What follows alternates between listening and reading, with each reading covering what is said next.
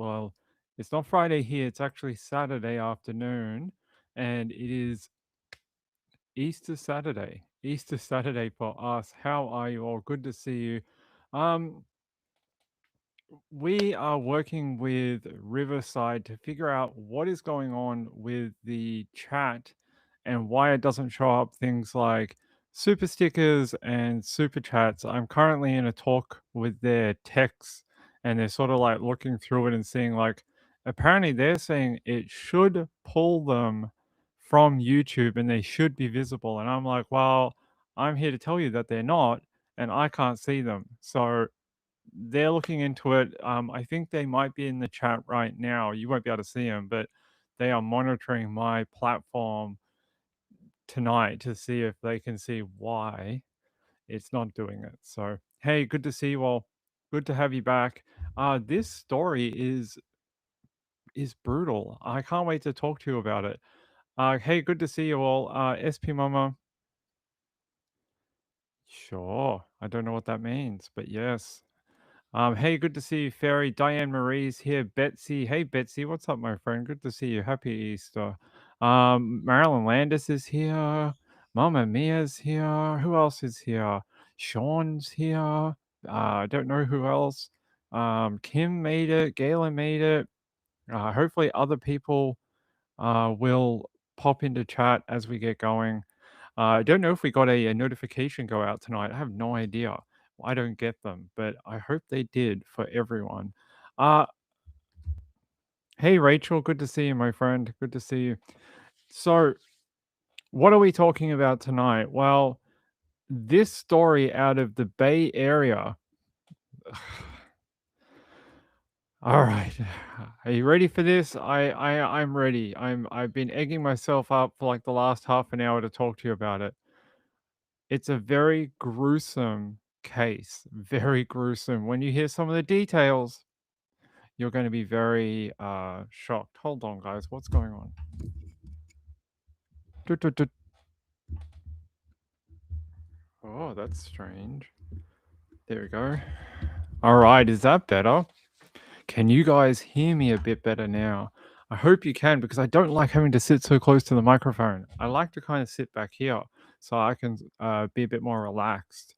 Um, Lisa Gonzales, 55, she has been convicted now. But listen to this. In 2018, she dismembered her roommate, a woman called Margaret, and they lived in the Mission District. So if you know anything about San Francisco, me being a Niners fan, I actually know quite a bit about San Francisco. Like the fact that the Niners aren't in San Francisco anymore, they're in Santa Clara. But the Mission District is smack bang downtown in San Francisco. And it is, what is the Mission District known for? It used to be a very arty kind of area, very a lot of creatives that sort of lived in that area, whether it be food, typical art, manufacturing, that type of thing. And I'm sure that vibe is still there today, but I don't know if it's as prevalent as it used to be about 20, 30 years ago. But it used to, and our favorite Mythbuster, Adam Savage, lives in in the Mission District. So if you know Mythbusters from Discovery Channel from all those years ago, Adam Savage lives there. He lives in the Mission District still today, and I think he has a workshop down there too. Yeah, good food in the Mission District. If you like real Mexican food, Mission District has really, really, really good, like authentic food.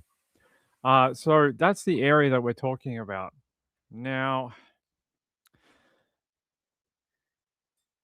so she wanted to get this woman, Margaret, who was 61 years old, she wanted her to move out from their residence in the 200 block of 14th Street.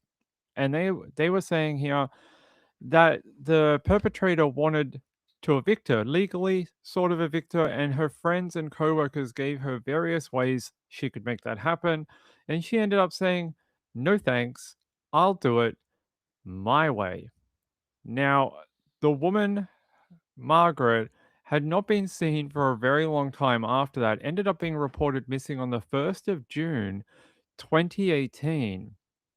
The following day, police received a report that Gonzales had murdered someone and attempted to hide the dismembered body in a container in her basement. The DA's office said police responded immediately. Gonzales invited the officers inside and told them she lived with only a different roommate, and she said Margaret had moved out in May of that year. Police uncovered a blue container in her storage area which had a pungent odor. Within a plastic bag covered in maggots, a viscous liquid bubbled out. Whoa. Yuck. After obtaining a warrant, officers found the victim's severed arms and legs, an intact head, and a torso. And it was within this area that you see right here out of the evidence file. Right in here, this was the basement. They found that container with viscous liquid and maggots. So you can tell it's been there for a while. Yes, this case dates back all the way to 2018. It has taken that long to get to court. It has taken 8 years. 8 years to get to this day of a conviction. 8 years. It's so long. Um, On 15th of May 2018, Gonzales told her other roommate not to enter their bedroom. The roommate told police later that day the roommate noticed a rotten egg smell in the bathroom and she heard soaring noises coming from the bathroom for the next 4 hours. Oh, it's so bad. Gonzales was still in the bathroom the next morning when the roommate returned from work the next day. The apartment smelled like vinegar and bleach instead.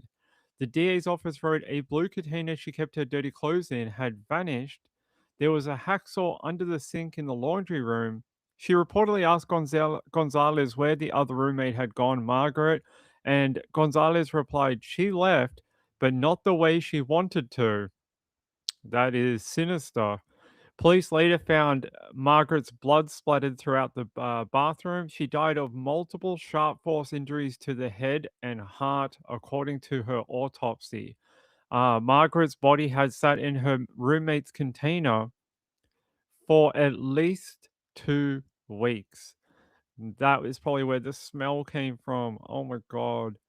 The jury's verdict delivers justice to the victim's friends and family, who continue to grieve and are still deeply impacted by this heinous murder. I agree. Like, we talk so much in true crime about there's other ways. Divorce is one that comes up a ton when, like, a husband kills his wife or a wife kills a husband or the other way around. We always go, divorce seems like it is a cheaper option and you're not going to end up in jail for the rest of your life. This lady here, this is the perpetrator right there, Lisa Gonzalez, and yeah, Margaret Mamer. I'm going to try find a photo of Margaret, and I don't know if I can get one. I don't. Is that her? I might be able to track one down. Give me a sec. No, I don't seem to be able to find one of her, which is really sad. I really wish we could, oh, this might be her. Alright, we may have found one. Let me double check. Yes, I found one of her. It's a very old photo. Here's her photo right there. That's sad. It's really sad. There's other ways to do this, right? You don't need to hacksaw your roommate. And I'm sure I've lived in group accommodation before. I have. I have lived in group accommodation and it is crap. It is horrible. If you get some bad roommates, it is not good. But hacksawing your roommate to death and then stacking her arms and legs on top of each other in a storage container and then dumping her below the apartment. in the basement. What did the roommate think? The roommate that's like, "Oh, it smelt like decomp and rotten eggs." I mean, oy, oy, oy. I wanna know what that guy thought or what that woman thought and why they just continued living there. They left the apartment that day. Why did they ever go home? Why did they ever go back? Would you go back? If you thought your roommate had killed your other roommate, would you go back? Would you go back in the evening and be like, "Hey, how's it going? Doesn't smell like rotten eggs anymore. Thanks for clearing that up. I'm just gonna, get some sleep in my room." I don't think I would ever go back. That person is a brave person to ever wanna go back there for. I just don't know why you would. Here, I'm gonna take you out to the, NBC, ABC 7, not NBC, ABC in the Bay Area for their little update on it. And then I've got some more court documents for it too. Justice in a gruesome Mission District murder that scarred everyone involved in this case. A San Francisco woman has been found guilty of killing and dismembering her roommate nearly 8 years ago. ABC 7 Eyewitness News reporter Francis Wang has an update on a case that started as a dispute over moving out. This is one of the most gruesome crimes our city has experienced in recent history. Nearly 8 years after a horrific discovery in the Mission District, a jury has now convicted Lisa Gonzales of second-degree murder for the 2018 killing and dismemberment of her roommate, Margaret Mehmer. The San Francisco police discovered the victim dismembered and in a storage unit of the building in which they had lived. San Francisco District Attorney Brooke Jenkins worked on the case during her days in the homicide unit. I remember putting in the grand jury proceeding and having to call the witnesses to the stand to testify about what they heard and what they saw. And this was very gruesome. It was very difficult to get through that testimony. Those witnesses included another roommate who reported sounds of sawing and smells of vinegar and bleach coming from the bathroom of the home. The DA's office revealing that when asked where Mehmer was, Gonzales said she left, quote, but not the way she wanted to. And that when people tried to assist Gonzales in ways to legally evict Mehmer, Gonzales responded with, quote, no thanks, I'll do it my way. Sadly, not only was she dismembered, but it took a number of weeks to locate her. And so the body had experienced significant decay by then. DA Jenkins explained the long delay. The best advantage that they can gain is to delay so that memories fade, so that we lose contact with witnesses. And why premeditation for a first-degree charge was hard to prove in court. When, sadly, the only other person involved in this, if you call it dispute or situation, cannot testify, is no longer alive. Gonzales, now 55 years old, faces 16 years to life in prison. She's set to be sentenced later this month. What do you think about that DA explanation of why it couldn't be first degree murder? I think that's a bit of a cop out to say, well, it's sort of only one person left to tell the story. That's how murders often work. There's often only one person left. You can't sort of say, you could say that in like every murder case. Wow, the person who got murdered isn't here to give their recollection of events. I mean, yeah, because they're murdered. Like that's how it works, that's that's how murder works. They don't come back. It's not a video game. They don't respawn later on. So yeah, this story really is really weird, and it shows you, even in the weirdest of circumstances, um, why, like, how these people like living together in these type of situations, it could end in this type of thing if it gets to the point of like, resentment. They don't like each other, and I just don't know why she didn't ask her to. Why they didn't just ask her to move out or, something like that.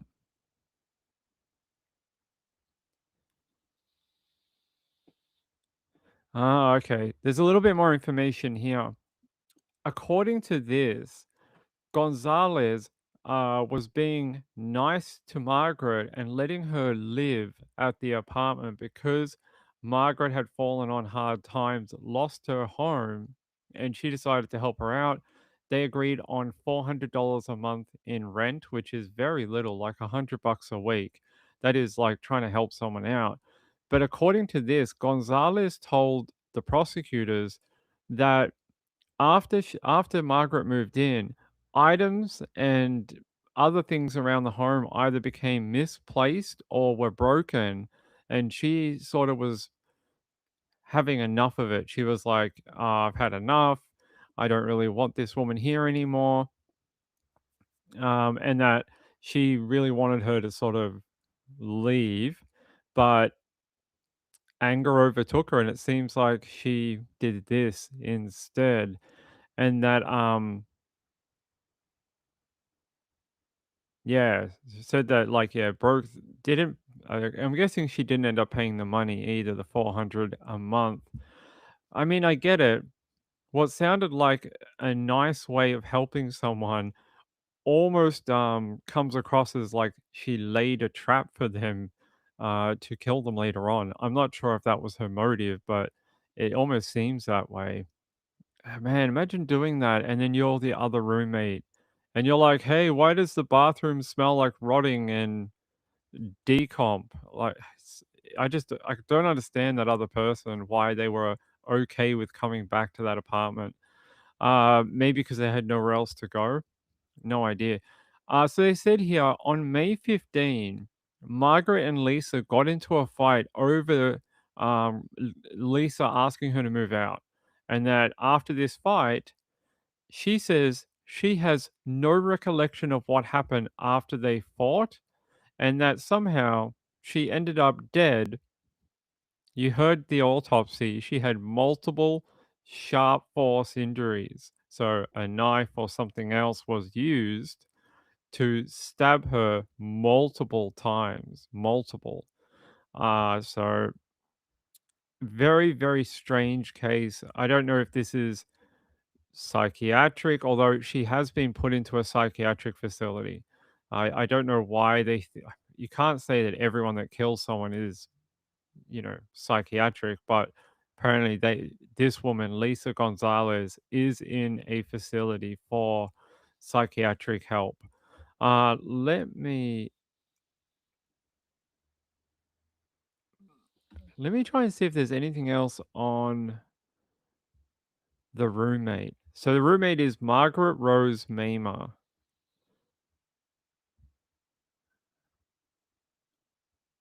Yeah, let me take you back to 2018. There was a video that was done all the way back then. Let me see if I can get it to play.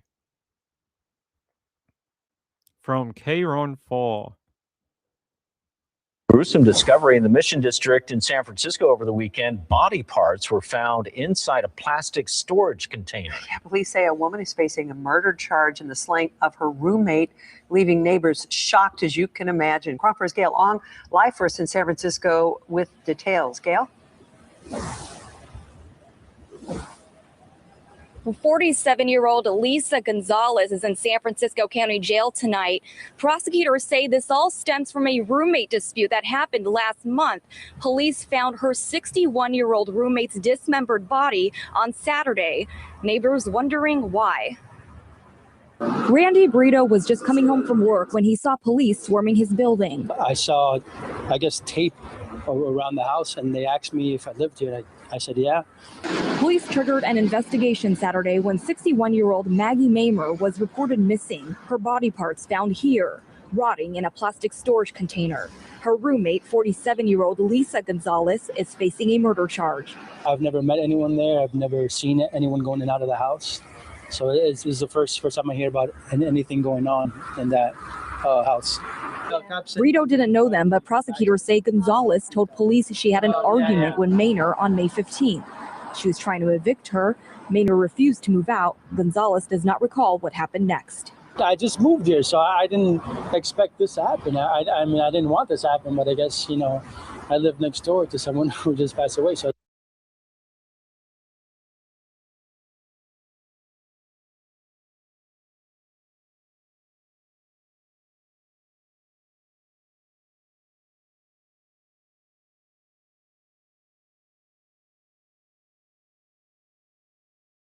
Hey, so there you go, Kron 4 with that very old news clip about it.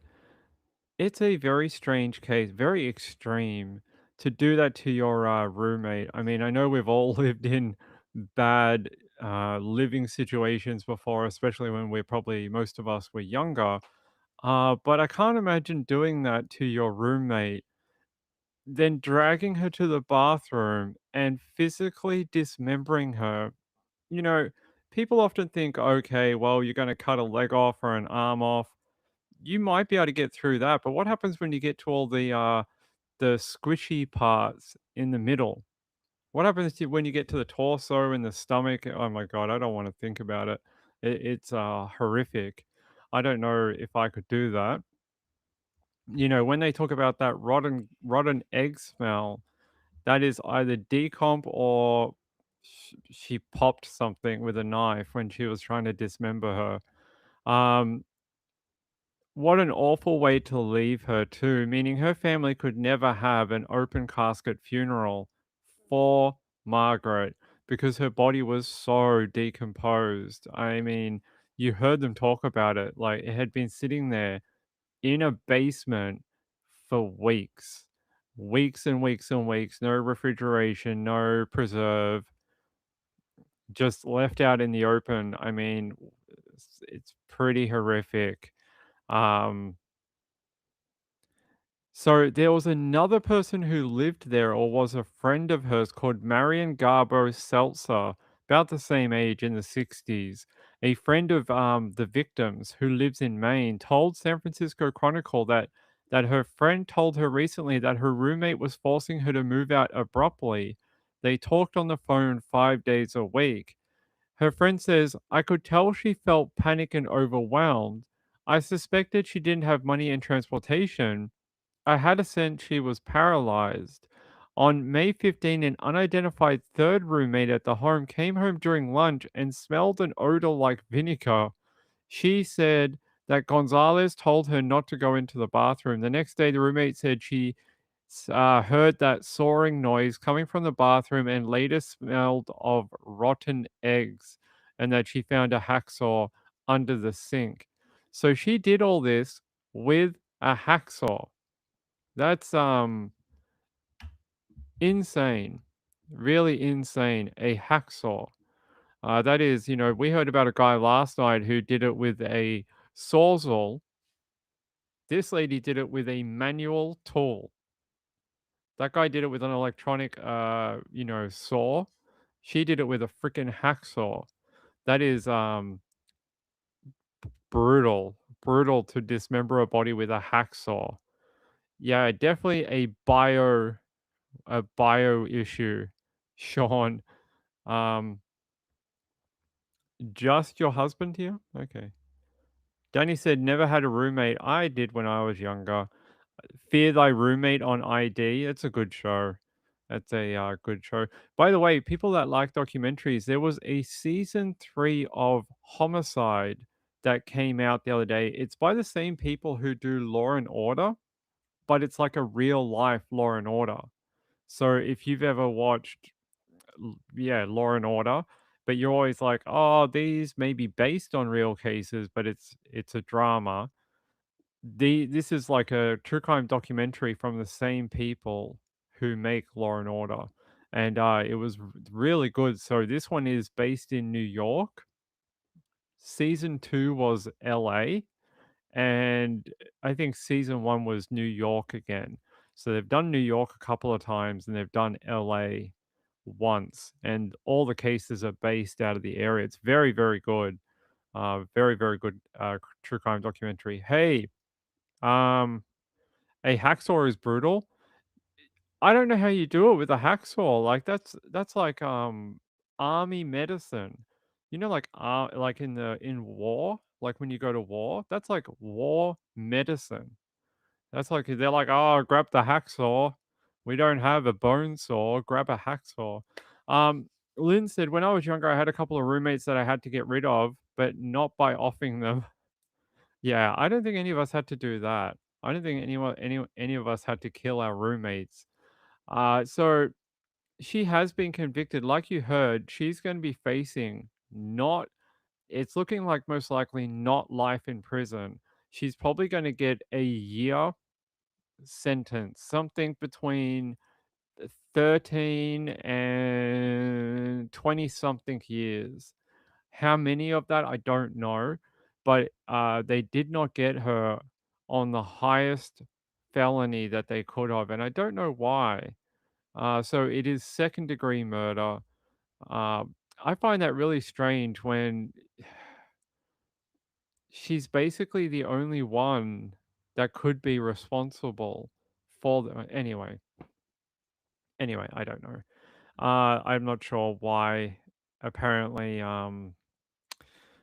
they couldn't do first degree murder for this one, but that's okay. Hopefully, it'll be enough years in prison where we won't ever have to hear about her ever again. Let me try and see if there's more photos of the victim, because I hate when we don't have photos of the victim. It makes me really sad. It's like we don't remember them, and it's always funny to me that there's always only like one shitty photo of the victim. It's like, why? Did this person not have a life? Did they not have people who cared for them? Is there not people that can remember them?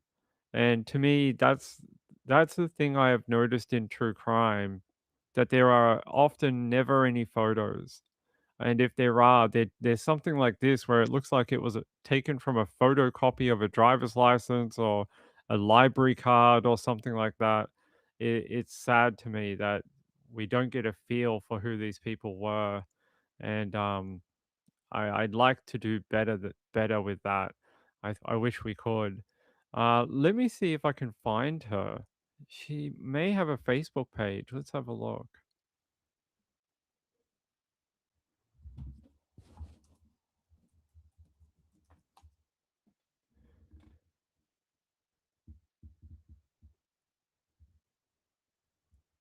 Um,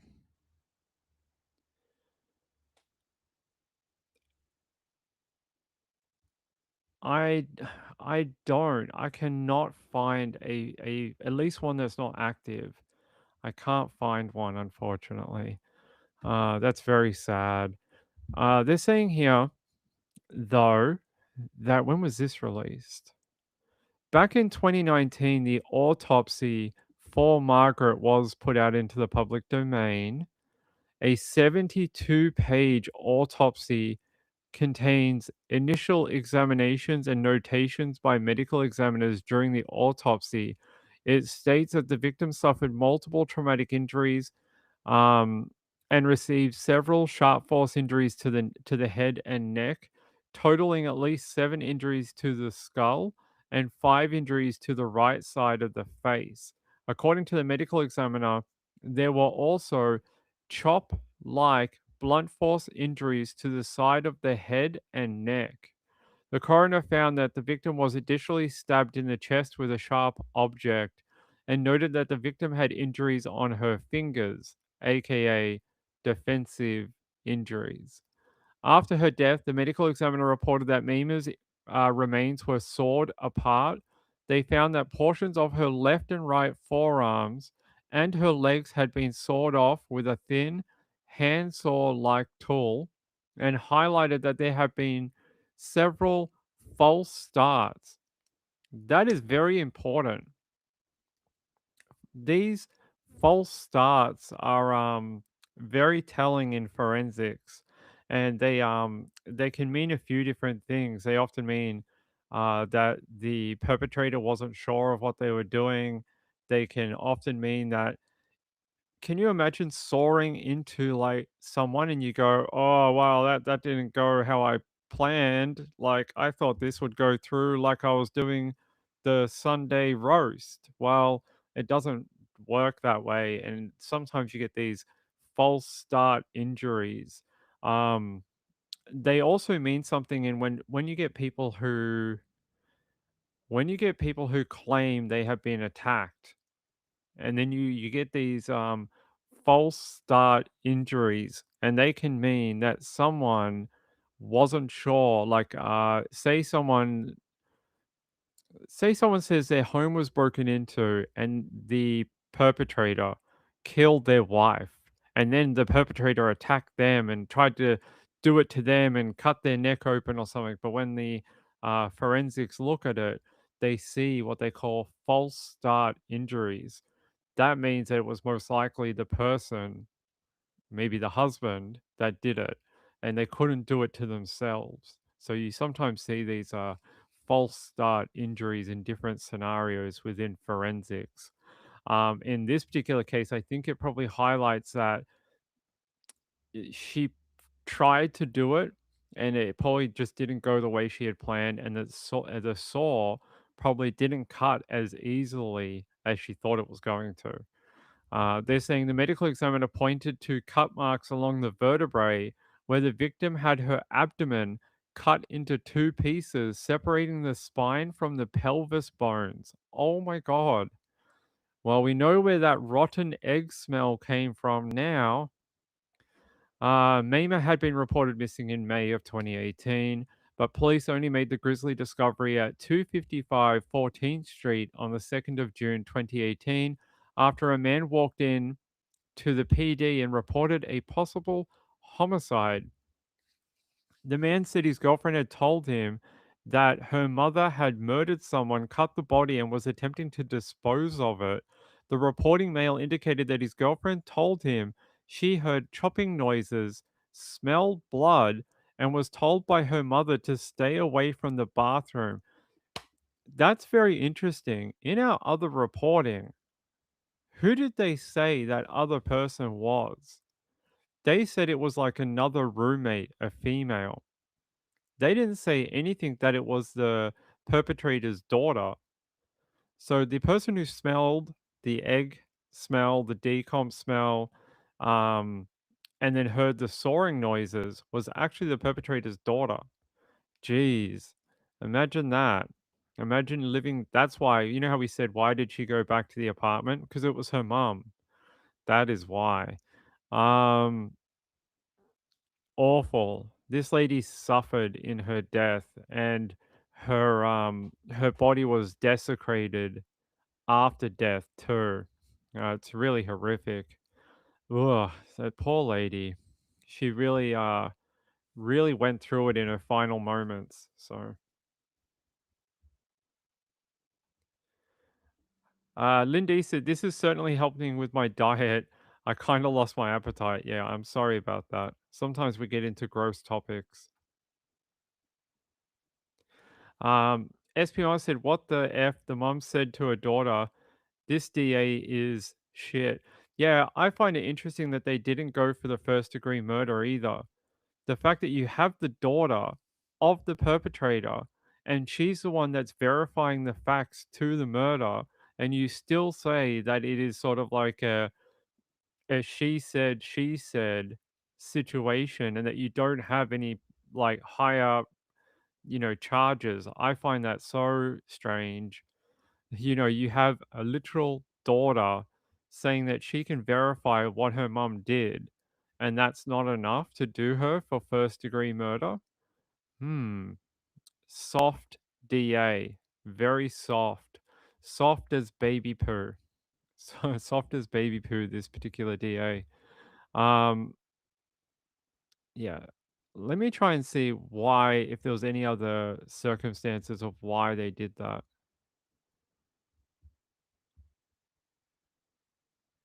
No, yeah, this one.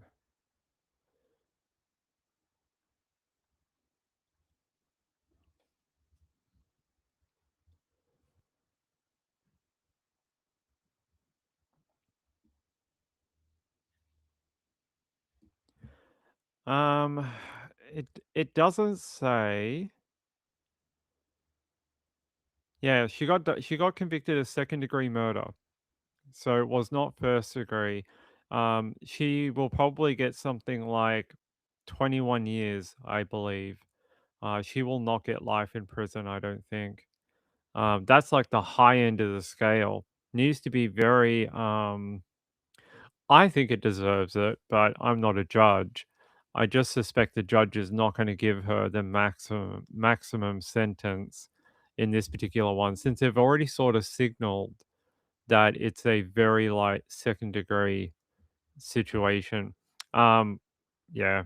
Look, I reckon she should be in jail for life. The fact that you would treat someone in that way, cut them up in the family bathroom, and then dump them downstairs like you could make it all go away. It's horrific. I would have thought you would have enough charges, enough evidence. Yeah, I agree. It's if you have the daughter, it's a direct connection to the perpetrator, right? Yeah, it's very strange. Very, very odd. We'll have to wait and see. So she's supposed to be convicted. What date was that? I think it's in like a month. Oh no, yeah, in about 3 weeks, April 24th, she will be sentenced. So I will bring you whatever she gets for the sentence, and I'll let you know. It's been a busy week for San Francisco.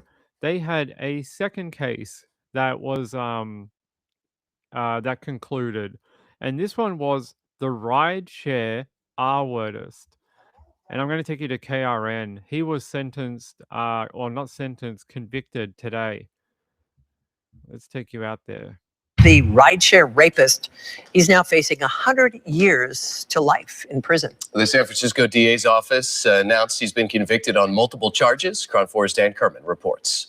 The San Francisco District Attorney's Office has announced Orlando Vilches Lazo, coined the rideshare rapist, has been convicted of multiple counts of rape and kidnapping in connection with the sexual assaults of 4 women, 1 in 2013 and 3 in 2018. This was a tragic and terrifying time in our city. Though Lazo worked for Lyft, he was off duty at the time of the attacks.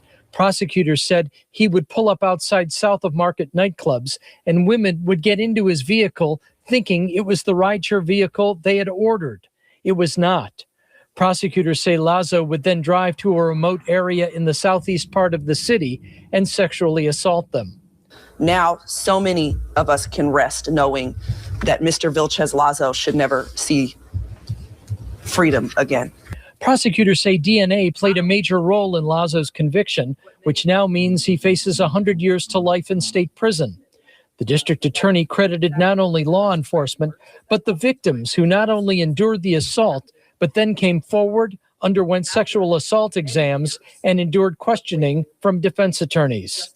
The defense put them through unimaginable amounts of questioning, accusing them of horrific things like consenting to this conduct or seeking for it to happen. This is what victims go through in the criminal justice system, and each and every day. Busy day for that DA. She's the same one who did the press conference for the other one. So she's done 2 today, based on 2 very large cases. This guy, he reminds me of that guy in South Carolina where the girl called an Uber. The Uber arrived, and when the Uber got there, the girl wasn't there because she approached a different vehicle that looked sort of like an Uber, got into it, and the guy R-worded her, killed her, and dumped her body on the side of the road. This one's very similar. It reminds me of that case quite a lot. We work hard in this office to help them tell their stories, to hold their hands through both the original trauma that happened and this level of disrespect and re-trauma at the hands of defense attorneys. The 2018 attacks led the DA's office to launch a Rideshare with Care campaign, advising rideshare customers of steps they should take before getting into a rideshare vehicle. Rideshare companies followed with additional safety steps on their own. The defendant still has to be sentenced. A date for that sentencing will be set later this month. At the You know, you hear the DA in this one, and they were very like, oh, this guy, first degree, he's going to go away for a long time. It's interesting to see the disparity between this one and the case before. Same DA office, exactly the same. Seems this one they took very seriously, got him on the highest charges they could. But the woman on the other one, who was basically a homeless woman, second degree murder. Roommate killed her homeless, roommate.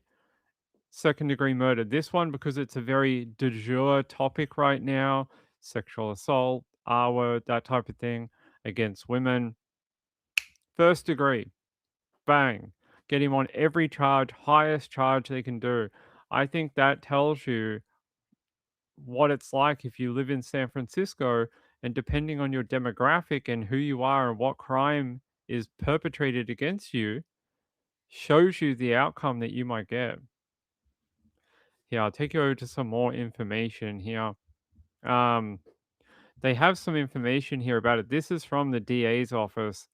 They're saying here, this dates back to 2018 too. So the average time in San Francisco to get from perpetrated crime to conviction is 8 years.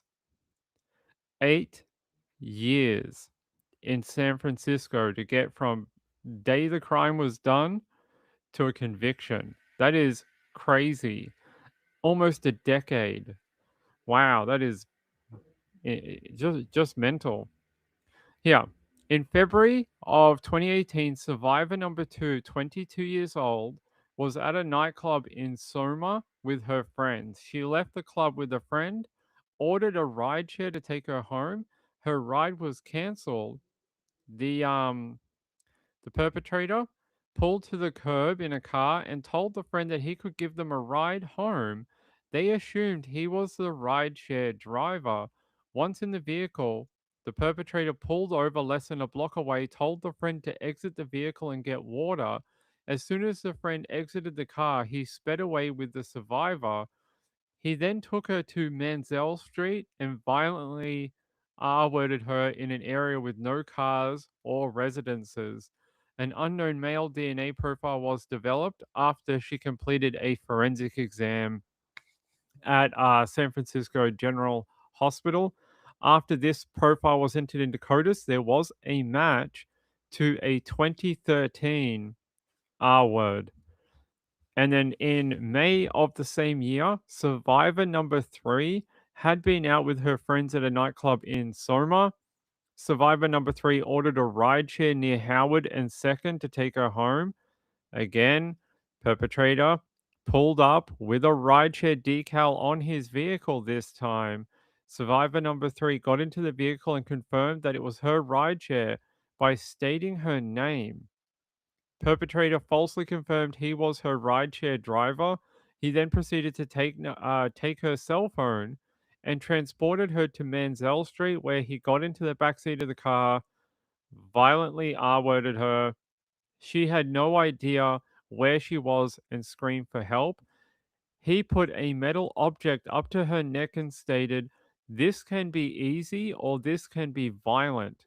Another unknown DNA profile was developed after she completed a forensic exam. This profile was entered into CODIS. There was a match to the 2013 event and the one in February of the same year. Oh my God. In June, a couple of months later, survivor number 4, 21 years old, went through basically the same thing. He pulled up to an area in Soma at a nightclub and yelled, "Uber, Uber." Survivor number 4 got into the vehicle believing this to be her ordered rideshare. He took her phone after it started ringing. He then transported her to Manziel Street and did the same thing. He used a sharp object and threatened her by placing the weapon to her neck and ordering her to comply. Survivor number 4 felt blood on her hands and realized he had cut her in many locations. She was able to escape the vehicle after being R-worded and dragged into the back of the car several times. She ran to a nearby street and banged on the door of a residence. The residents of that location called 911. Another unknown DNA profile was developed. It matched the other 4 events. In July of 2018, a couple of weeks after that last event, a San Francisco PD undercover surveillance team noticed a vehicle matching the description from the earlier incidents with a rideshare sticker affixed to the rear of the vehicle, circling the area of Howard and 2nd Street without picking up any fares for over an hour. Given the similarities to the description of the person responsible, his vehicle, and his suspicious behavior, they pulled him over and finally identified him. And they're saying the case was successfully prosecuted by the assistant DA, Michelle Brass, with the assistance from the DA investigators Lesser Dillon and Mart Strang and paralegal Andrew Ong. They're saying the 4 survivors showed overwhelming courage and strength by coming to testify after all these years and face the man that committed such horrendous acts. I suspect there may be more victims out there. I don't think this guy what was it? When was victim number 1? The first one occurred in 2013. That's the original one. He picked up a 21-year-old college student, took her basically to the same area and did the same thing. And then he had a gap of 5 years. And then the next one was in February of 2018. I just have a funny feeling he committed so many in 2018. Why is there a 5-year gap? I don't think these guys just stop for half a decade. I just have a funny feeling he may not have been using the Uber sort of thing to cover up his offending or as a ruse, but I reckon there's more. There's got to be more victims here. 5 years with no offending, it doesn't make any sense, right? I just don't think that makes any sense. I am very I'm concerned that there's more young ladies out there that may have been a victim, but they're not calling on anyone else. Normally, sometimes at the end of these type of trials, they'll be like, if there's anyone out there that, after now seeing this in the media, if you recognize yourself as a victim, please come forward. But they're not saying that. So currently, he is scheduled to be sentenced in a couple of weeks. He is facing 100 years to life in a state prison for his offenses. So he's either going to get 100 years or life. Unless he is a vampire, he's not getting out of jail, even if he gets the minimum. So he's going to die in prison for his crimes. So you've only taken a rideshare with your husband or your entire family. Yeah, Rachel said, or not reported or tested. I'm sure he has more victims. I'm sure of it. I just don't think there's a 5-year gap. Not possible. Not possible. These type of sexual offenders don't just stop.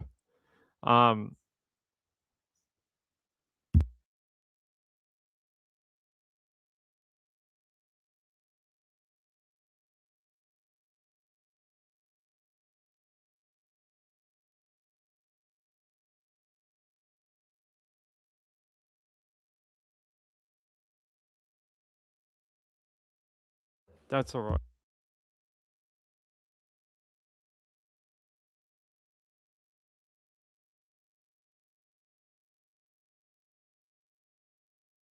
All right. Sorry about that. Yeah, sorry about that. Had to talk to a real person for a second. Oh,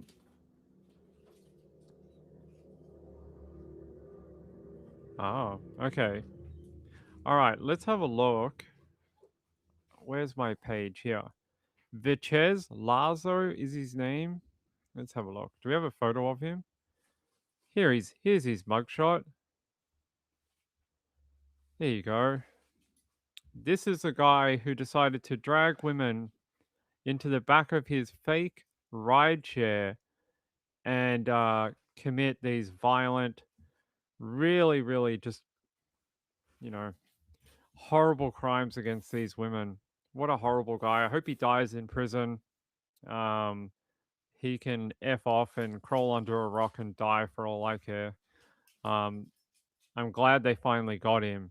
He's not clever. The fact he continued to go back to the same street tells me that he's a real predator with someone who has these type of fantasies that they build up in their head.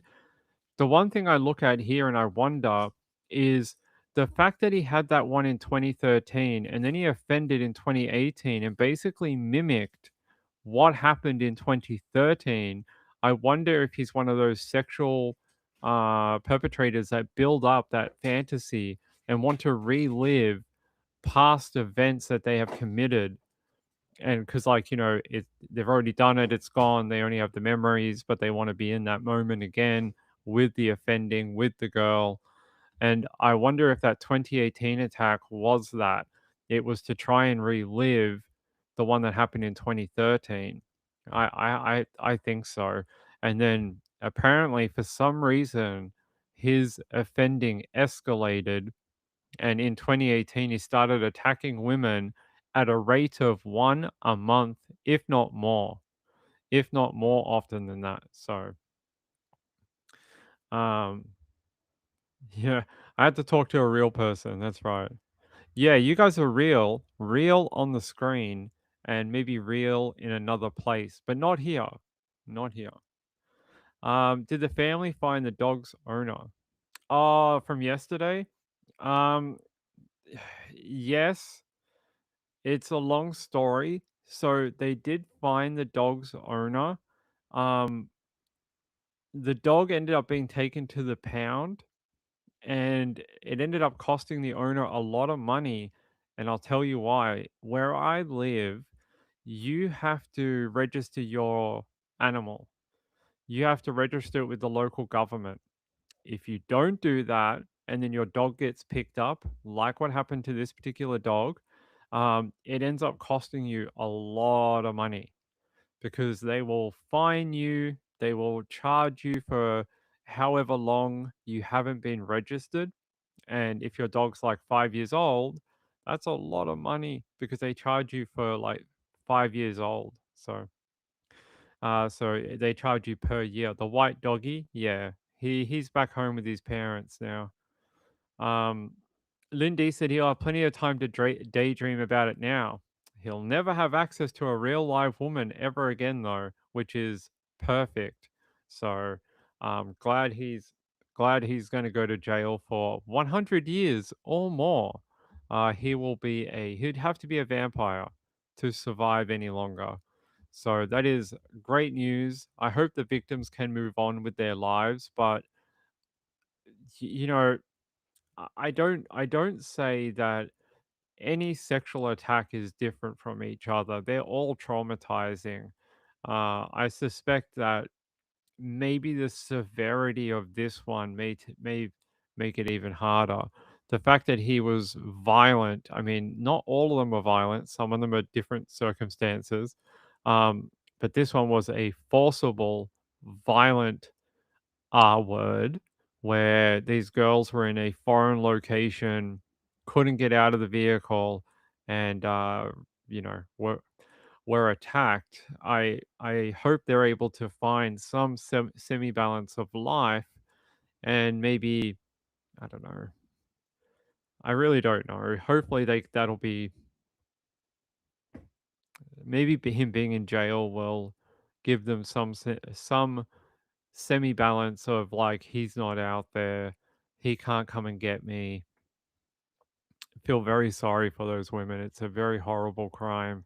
It's so intimate and so personal, and I just don't think they would ever get over it, really. It breaks all the sort of trust you have in humans, other people, decency of other people. You never think anyone, woman or man, would do that to another human because it's one of the funny things about humans and sort of our relationships between each other is like there's some massive boundaries, and that particular crime is like one of those big, big brick walls where it's like you can't do that, and it's like one of the worst crimes in the world for that very reason. And I feel very sorry for all those women, and I hope they are able to move on. Uh, I don't know. Hopefully, they get a lot of counseling, but I suspect they will need a lot of help for the rest of their life. Um, but the fact that they all came back and testified in court, that shows you how amazing all of them are. That's hard. I was watching there was a documentary about a little girl in Australia. She her her stepfather had offended against her for, I don't know, it was a long time, talking like multiple years, hundreds of offenses. Like he had been hurting her, and um when he was originally charged, when she got the courage. So originally she went to her mom and told her mom, and her mom's like, "Oh my god, what the f?" The mom called the cops and got him arrested. It took, I think she was 11 at the time. She'd been offended against since she was like 5 years old. She was 21 when her stepfather was convicted. 21. She was 11 when he was originally arrested. The documentary details her life in the justice system, and she was saying when every time she get called to court, originally they didn't have the special victims things that they do now in court for these type of survivors. She was one of the very first that they did it for, but it wasn't until she was like 18 that they put the program in to help her. But before that, they'd call her to court. They'd say, okay, you have to give evidence. Then she had to be cross examined. She was like 15, 14, 13, and she had to be cross examined by his lawyer. And yeah, they said very horrible things like, oh, you wanted it right. All those type of things that disgusting PDF files say to justify their offending. Um, and she was detailing her life in the court system, and she'd have to get called back and then give evidence again, and then they'd change the charges, and then she'd have to do it all over again, and then they would send it to a different court, and then she'd have to come back and try again, and then it got delayed because of COVID, and then she had to come back to the court for like the fifth or sixth time and give evidence. Um, she was like saying that the court system can sometimes be more traumatizing than what actually happened to them, because they have to relive all these memories over and over, and that the prosecution, the judges, and that they're starting to now understand the impact of it. But like, 10 years ago, they didn't understand what it did to these survivors, and dragging them in and out of court, giving evidence, being cross-examined multiple times throughout. Like, look at this one. This one took from 2018 to 2026 to be convicted. Same with this little girl. She was 11. It wasn't until she was 21 that her stepfather was finally convicted. It's taking so long, and it just delays the sort of healing of the victim, because the freaking court process takes an eternity. But the little girl in New South Wales, they ended up starting a new court for victims, for survivors, and it's called something like child sexual something survivors court. And these judges in this particular court have way more understanding. They have specialized training to deal with like people who have been, had these type of crimes done against them, and they have more leeway, so they can actually block the defense attorneys from cross-examining, from going over certain subjects that may re-victimize the victim. So they've introduced it. It's been going for I think like 5 years now, and now it started at one courthouse in New South Wales. It's now in every courthouse in the state of New South Wales, and it's going to go national. I think in the next couple of years. But it all started because of that little girl. So I think the same thing with this lady. That these ladies, multiple plural, that I hope they're okay because being dragged in and out of court since freaking 2018. It's now like, so how old would they have been? So she was 21 when the offending took place in 2018. It is now 8 years later. This girl has had to go through the court system for almost her entire 20s, between 21 and now she's almost 30. So she's had to spend that entire decade of her life being dragged to and from court to try and get this conviction of this guy. And I, I'm sure that was not easy for them. This girl, 22, she would be 30 now. This girl, survivor number 2, 22, she would be 30 now. How old was the first one? She was 21, so she'd be 29, almost 30. So these girls who are in this particular case in San Francisco, they have basically lost their 20s. They have lost their 20s because they've been basically living in limbo for almost an entire decade, waiting for this to be over. I'm glad it is from today. It is now over.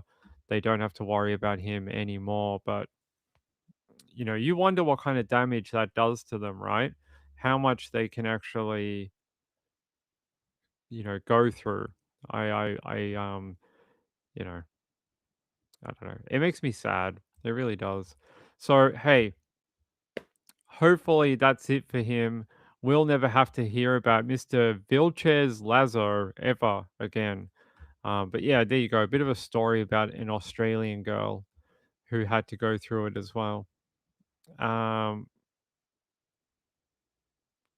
right.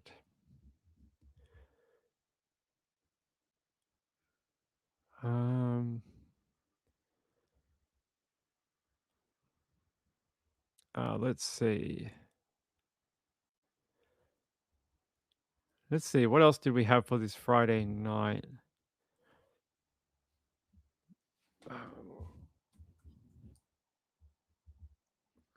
What else was on our list for today? We've had 2 very crazy stories. It was this one. Okay, all right. Yes. Now I remember. So we're going to go out to Cincinnati.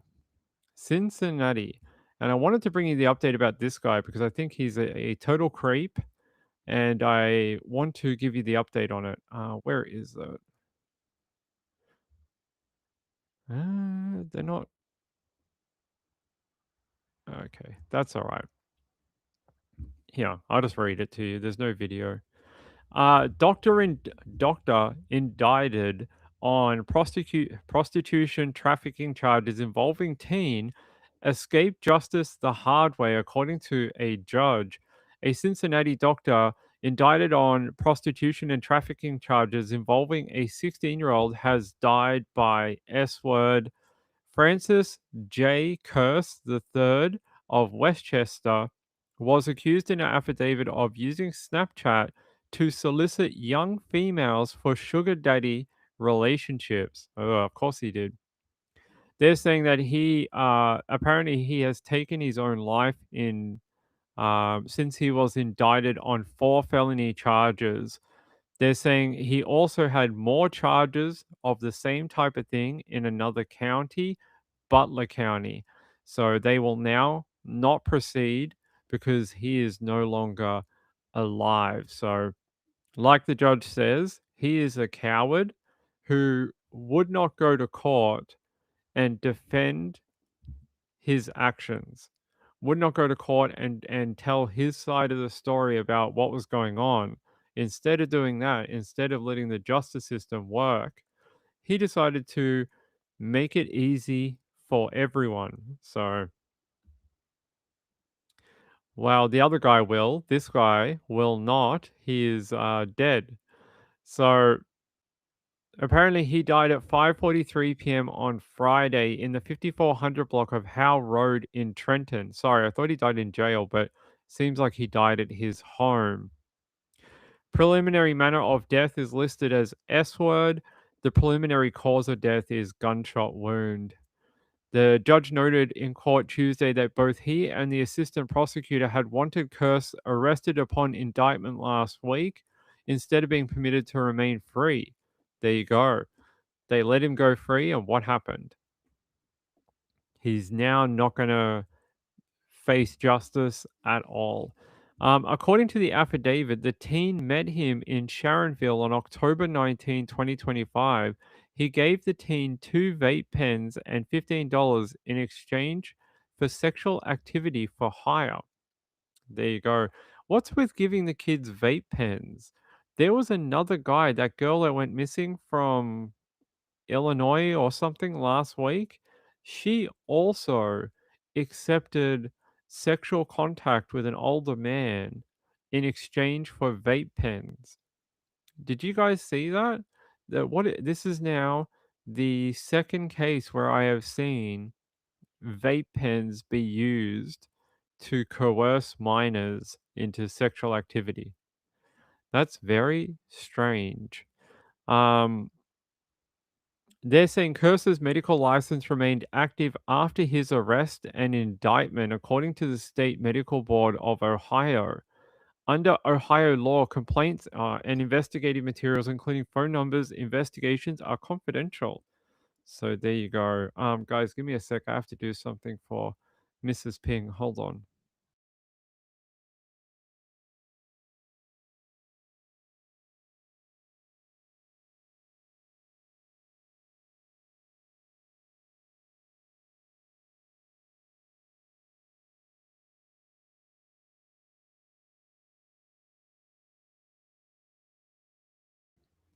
All right, there we go. Under 18s can't buy, they get carded. That might be why. Vape pens are the THC. Could be. Apparently not. Apparently they didn't take his weapons away. Chipmunk said, should have got justice on this side. He's facing hell now. It's a shame we didn't get to put him through the court.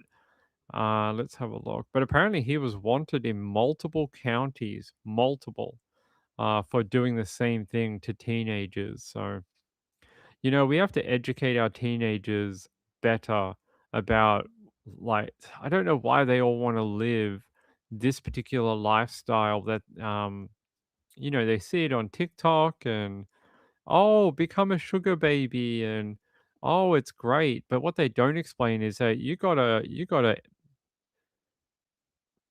for lack of a better word, you gotta fuck for that money. Like that's the bit they don't explain to you. These old men are not going to just give you the money just because you look pretty. Like, that's not how that works. I know that's how they portray it to work on Instagram and, you know, TikTok and stuff like that. But there's a flip side to that coin. And that flip side is what I just said, that these guys are going to expect that you know, do X, Y, and Z in exchange. It's basically prostitution. Sugar baby is just another word for prostitute. It's the same thing. They can all be on different YouTube shows and things and be like, oh, half the time I don't do anything like that. Yeah, but like half the other time you do. So how does that work? So yeah. Earn the money like a call girl, basically. You lose part of yourself for money. You don't get that back. Also carry the pain for life. There's a good there's a YouTube channel by a girl who used to do adult entertainment. is the way I'm going to say it. She has a YouTube channel where she details her life from leaving that particular world. It's a great channel. I watch it all the time. I listen to what she has to say about what it's like, and she's still rebuilding her life now. She's done all sorts of things that you could imagine in the adult entertainment world, and her videos are online forever. She can never take them down. As much as she'd love to, she can't. The companies own the videos. She doesn't own them, and she was paid for her work in the videos, so she has no legal right to take them down. Um, yeah, I often watch her videos because I always want to hear what it's like from these women that have done it. It all seemed great at the time when they were getting paid $10,000 a video. What happens when they don't want to do it anymore, when it starts impacting their life, and then it ends up like this particular girl, and she's saying like she's still rebuilding her life. She left a decade ago, and she's still trying to figure. She can't get a job. She can't get a job anywhere because as soon as people see her, they know, like, if the HR don't know, someone at the company will know who she is, and eventually it'll get back to the bosses, and they don't want her there. They don't want someone who used to do that at their workplace, and they fire her. So even 10 years later, she still can't get a normal 9 to 5 job because of what she did in her younger years. So, it all has consequences. Amy says, I think there's a saying something like, if you marry for money, you're going to have to earn every penny. That's a good one. What's the other one that the old ladies like to say? Why buy the cow when you get the milk for free or something? That's what they like to tell all the young ladies in their life. Let's see. Oh, that's interesting. Apparently, two people who helped Desi Freeman have been arrested. That just came through. Two people have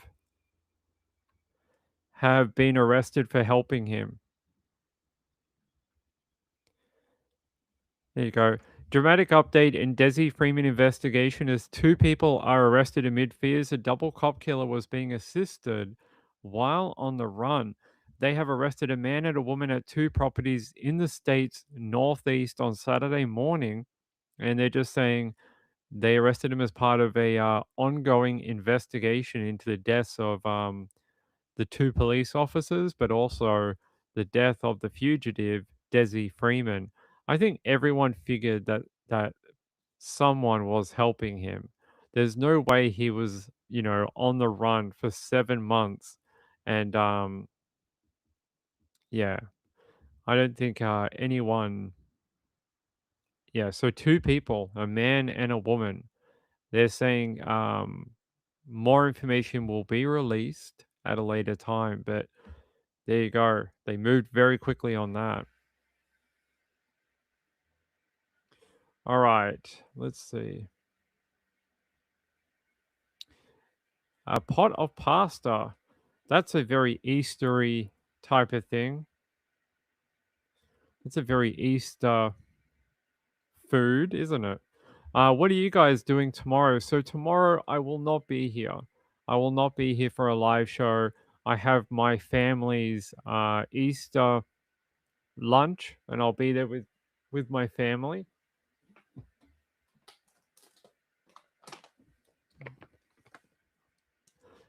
So Ping has been showing you certain Easter products. These are one of Ping's favorites. These are the Lindt filled eggs. These are really good, but I'm going to tell you, do you see this bag? This bag is $10. $10 from Lindt. And do you know how many Easter eggs you get in it? Yeah. Here you go. There's an Easter egg. That's from the bag. How many of these do you think you get in that bag for $10. In this little bag, how many eggs, this big, how many of these do you get for $10? I want to see what people think. How many lint eggs can you get in this bag for $10? I want to see if anyone gets the right answer. They're very tasty. Very tasty. Sean said 4. No, that's not correct. Not 4. $10. Let's see if anyone gets it. I got those from my boss but gave them away. 3? Not 3. 5? A lot of 5s in the chat. Lisa said I got a bunny. Not 5. You get 2 of each. You get 6. You get 6 of them for $10. It's insane. You get so there's 3 flavors in here. I don't know where the other one is. Oh, it's down there.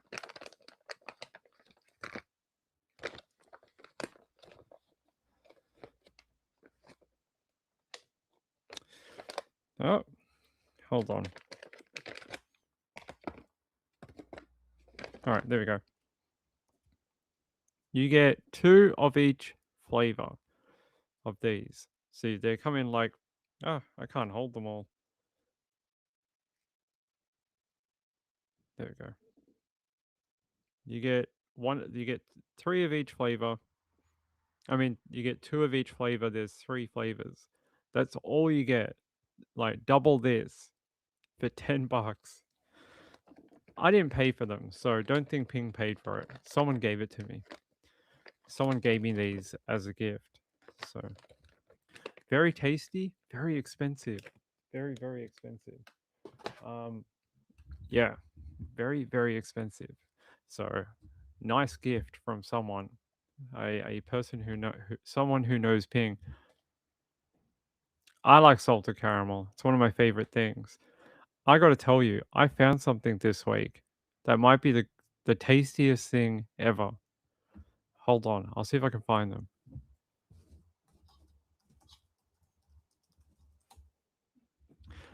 I got a photo of them. So I discovered these at Coles. These are chocolate-covered profiteroles. Inside they got like cream patissiere, like cream pat, which is like French custard basically. And then it's got like, profiterole and then the chocolate on the outside. But what else does it have? It has salted caramel inside of it with the cream pat. So you get salted caramel, the custardy cream thing, and then you get the profiterole and then the chocolate on the outside. They are one of the craziest. They're so good. I had a pack of them in the fridge. They're like all gone. And Ping's like, why did I go to the gym on Friday and burn like 600 calories? I basically ate all the calories when I ate this box of profiteroles. So Ping is not doing well with his gym journey. So I don't know if I said on the show, but a month ago I joined a gym. I have a lot of gym stuff in my home, but Mrs. Ping wanted to join a gym for herself, and she's like, I don't want to go alone. I want you to come. So through her work, there is a special thing we can get that's very, very cheap and allows for me to go with her. And so we joined a gym through her work, and I've been going for about a month now, and we go a few times a week. How many grams? I can't remember how many grams these are. I don't think it tells you. They just tell you get 12. They don't tell you how many grams. They just say you get 12 of them. So you get 12. What? They are not. Are you serious? They're made in the Netherlands. How is that possible? How? What do you mean they're made in the Netherlands? It literally says it's made in the Netherlands. But they... What?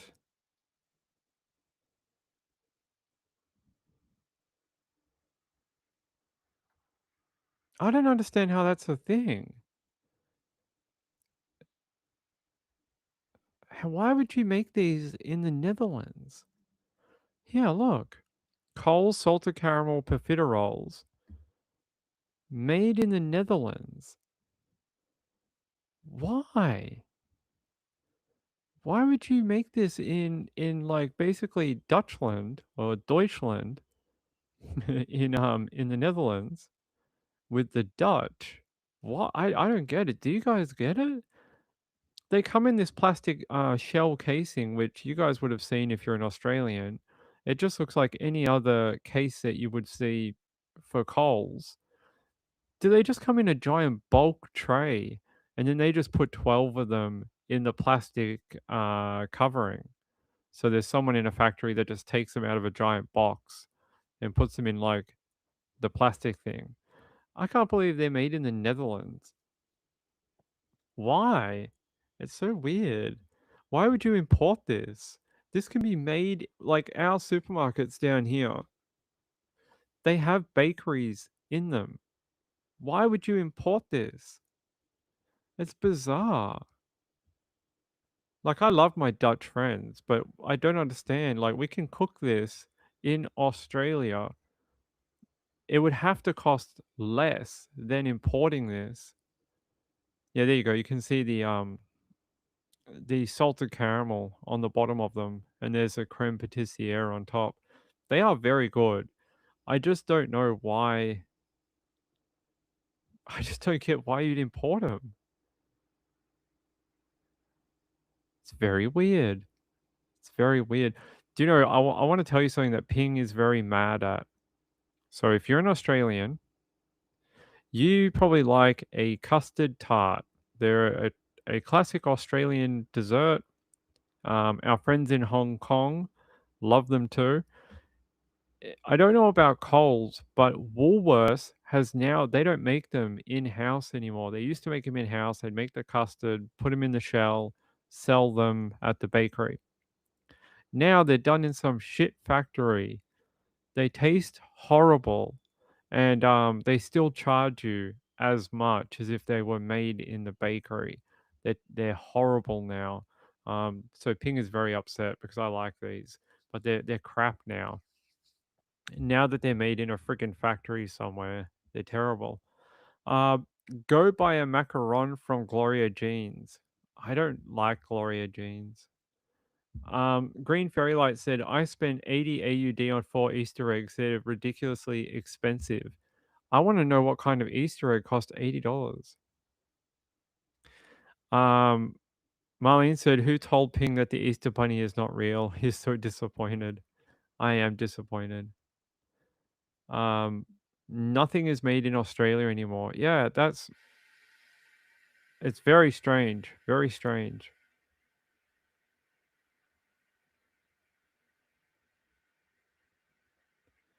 Yeah, anyway. Show them snot blocks. I hate when people call them that, but they're one of my favorite desserts.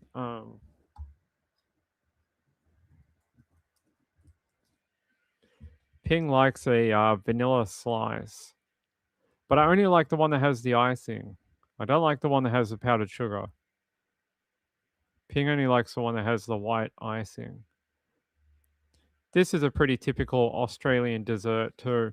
It's got like the same sort of creme pat in the middle that the profiterole does. Then it's got like the crunchy sort of pastry on either side, and then a white icing on top. Very good. Very like one of my favorite bakery type things from Australia. What is our country's export? It's me. We export Ping to America. That's what we do. We export Ping. I am our country's export to Australia, to America. Gail said, is there any news or updates on Trisha G? No, I don't have anything that would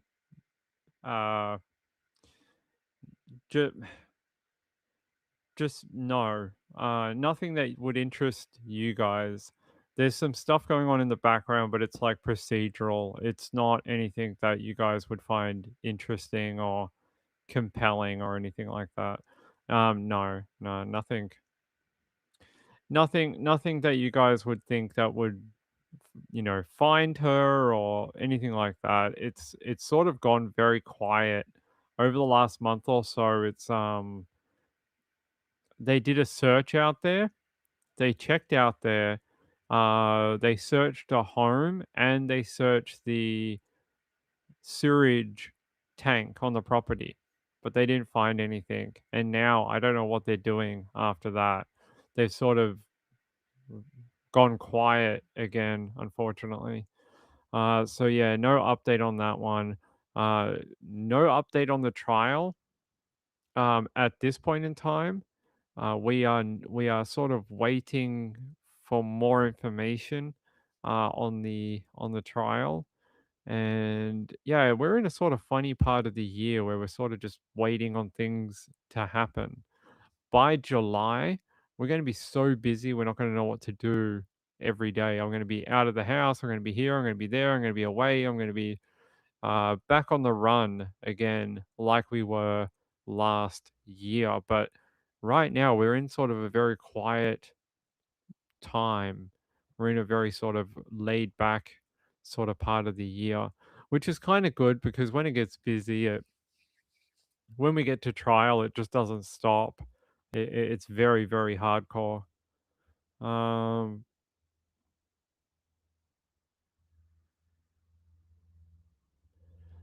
Mama Mia says, Happy Easter to you and Mrs. Ping. Thank you very much. I hope you all have a great Easter.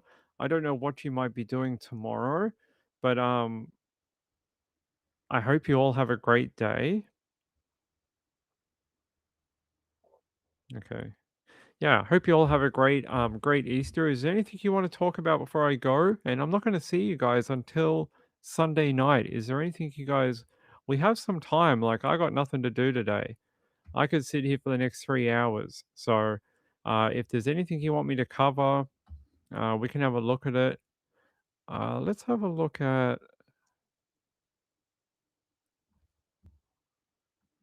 Let's have a look at this. I want to see if there's an update for Rex Human. I wonder if there is anything new about why he's going to plead guilty. And I love talking about Rex Human. I could talk about this particular crime for the rest of my life. I just want to know if there's any update.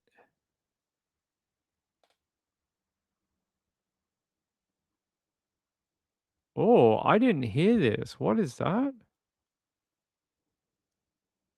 Hold on, let's catch up on this. I want to know about this. Oh, I didn't hear this at the time. We must have been busy doing a different. I can't get it loaded. Hold on, guys. So apparently they thought Rex Human might be maybe involved with a different homicide, but now they're saying that they actually tested the DNA at the scene and it has nothing to do with Rex Human, and that was Colleen McNamee. That was the one they were trying to pin on him. That's John Bitroff. John Bitroff is trying to pin the crime on Rex Human. He's trying to say he's in jail, and he's innocent. He's done nothing, and that Rex Human is the big boogeyman that everyone's been looking for. I think it's actually both of them. I think they were operating in the same area at the same time with a very similar MO, which is not abnormal. It does happen. Every now and then you do get people with the same type of MO, and they do operate near each other. They may even dump bodies in a similar place as each other. But yeah, that is he got one one win. Rex Human got one win. He was not involved with Colleen's death, which, looking at it, it could be like, it sounds like it could be him. 1994 strangulation death of Colleen. And it was a crime he was previously suspected of committing, but they tested a piece of DNA and it was not him, not like some of the other ones. So he will not face any charges for Colleen's death. They said her body was found near William Floyd Parkway in Shirley, which is also located on Long Island, just like the other victims. Wait, how far away is William Floyd Parkway in Shirley, though? Let's have a look, because if it's ages away from... That's William Floyd Parkway. All right, let's have a look. Okay, it's not too far from... There's Montauk there.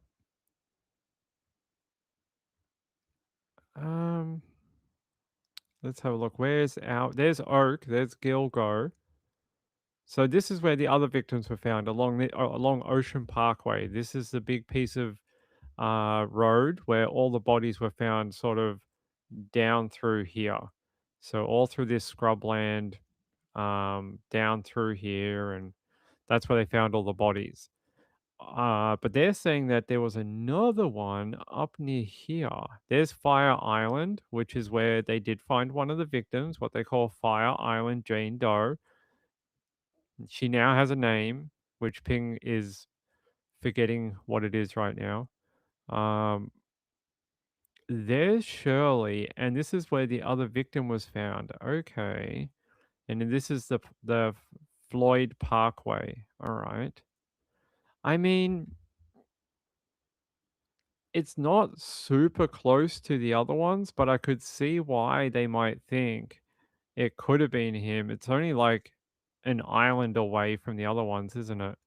So the other ones are sort of over here. This woman was found over here.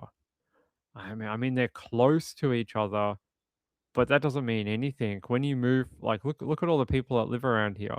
You got a population density of probably millions that live around here, and you're trying to pin it on one guy. It's a bit of a long shot. It's a bit of a Hail Mary. It's not exactly I don't think it's really fair to Rex Human. It's sort of being like, wow, we found a body. It was like sort of over there somewhere, 100 kilometers away. Oh, she was dumped on the side of the road too. Might be Rex Human. No, like you can't do that. So yeah, I think that was a bit of a long shot trying to think it. John Bitroff did do things in this particular area. Yeah, I don't know. I think it's sort of a bit of a stretch. Although some body parts did wash up on this island, Fire Island, that were related to Rex Human. But I think they were further down here.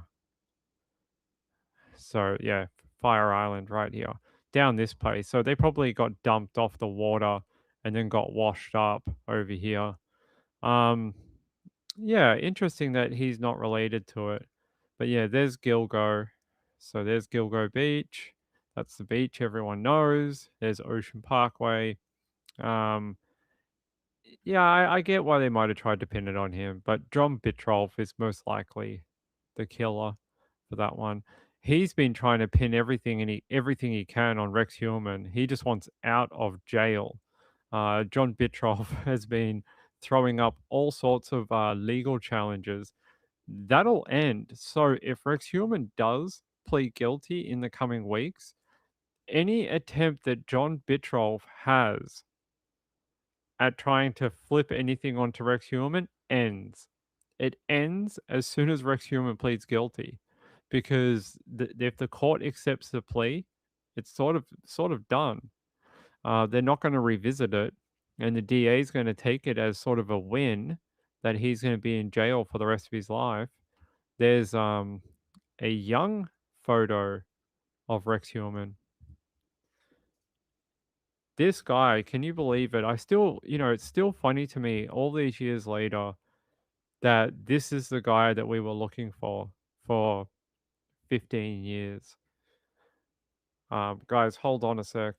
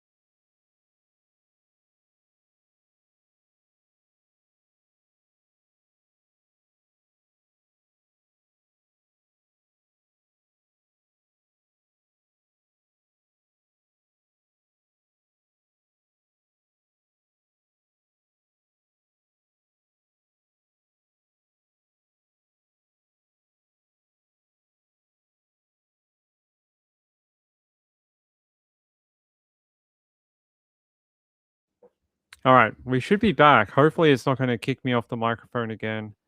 I hope you guys can see me. If you can see me, put a 1 in the chat. No, you guys don't have to do that. No, Mrs. Ping just got back from doing so.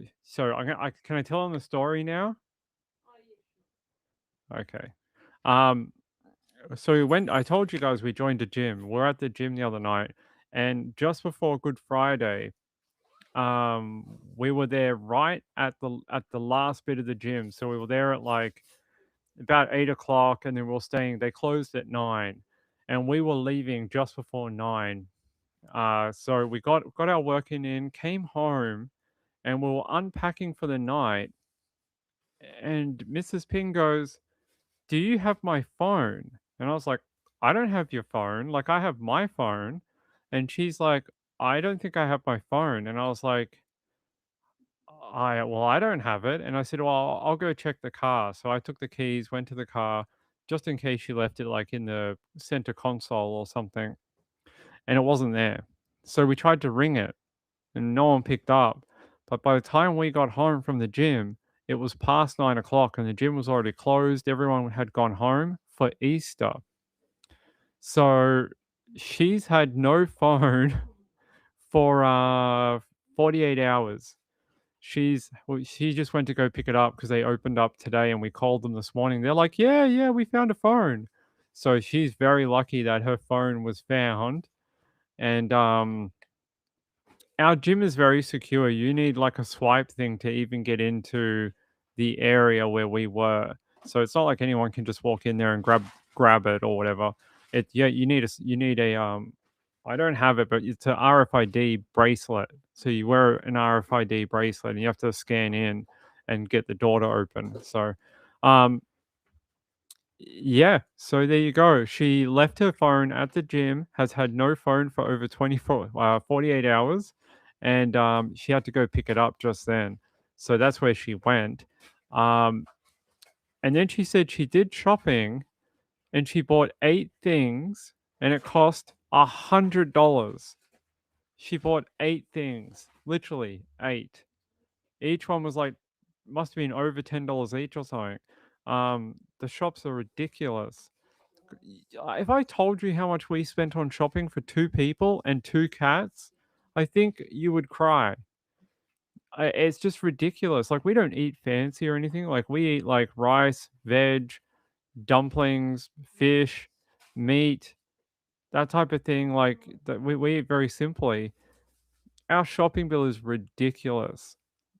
Absolutely ridiculous. Like I'm ashamed by my shopping bill. And we try very hard to like work it down and make sure it doesn't cost too much, and we cut out things where we can to make it cheaper. And it's just the shops. It's the shops. They cost a effing fortune.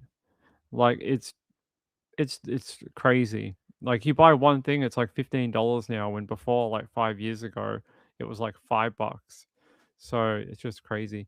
What things? I think she bought some stuff for the laundry, which that always costs a ton of money. Stuff for the bathroom, that always costs a ton of money. But she bought like laundry stuff for doing the washing and stuff, which they're always $1 billion. Um, I watched a news report about food in Australia. They reckon it's getting low. We could probably all use a diet, so that's all right. But yeah, it's just mental. So she's home. She now has her phone. Thank God. Um, yeah. So we'll go back to talking about Rex Heuermann. I am confused. You know, I don't know. Ah, let's read about this woman. I think. Oh my God, the robots have come for us. You have been blocked from the New York Times because we suspect that you're a robot. Not again. This happened last time. Apparently I'm a robot. Well, thanks New York Times. F you too and happy Easter. Let's see. I want to read about McNamee. Okay. So Colleen was part of a pair of unsolved murders that occurred 2 months apart on Long Island, where both women were believed to be prostitutes and had their nude bodies posed in the same manner. The other one was Rita Tangretti. Tangretti's body was discovered 2 months before Colleen's in a similar fashion, according to authorities. John Bitroff, a carpenter from Manorville, New York, was arrested in 2014 for the murders of both Tangretti and McNamee. So, look, chances of it being Rex Heuermann seem very low. Seems like it was most likely Bitroff. I think, you know, he would love for Rex Heuermann to be blamed for everything, but I don't think you can blame everything on him. There's Bitroff's photo, also from Suffolk County. So Suffolk County, you know, is intertwined in the whole the whole sort of Gilgo Beach and stuff like that. For a long time in the Gilgo Beach thing, everyone thought it was him. Everyone thought that it was just unsolved murders by John Bitroff, but it wasn't. So he killed Colleen McNamee and Rita Tangretti. They also thought originally that Sandra Costilla was him, but it's not. Ended up being Rex Heuermann. The reason they thought Sandra's was a killer or was a victim of John is because of the way that she was found.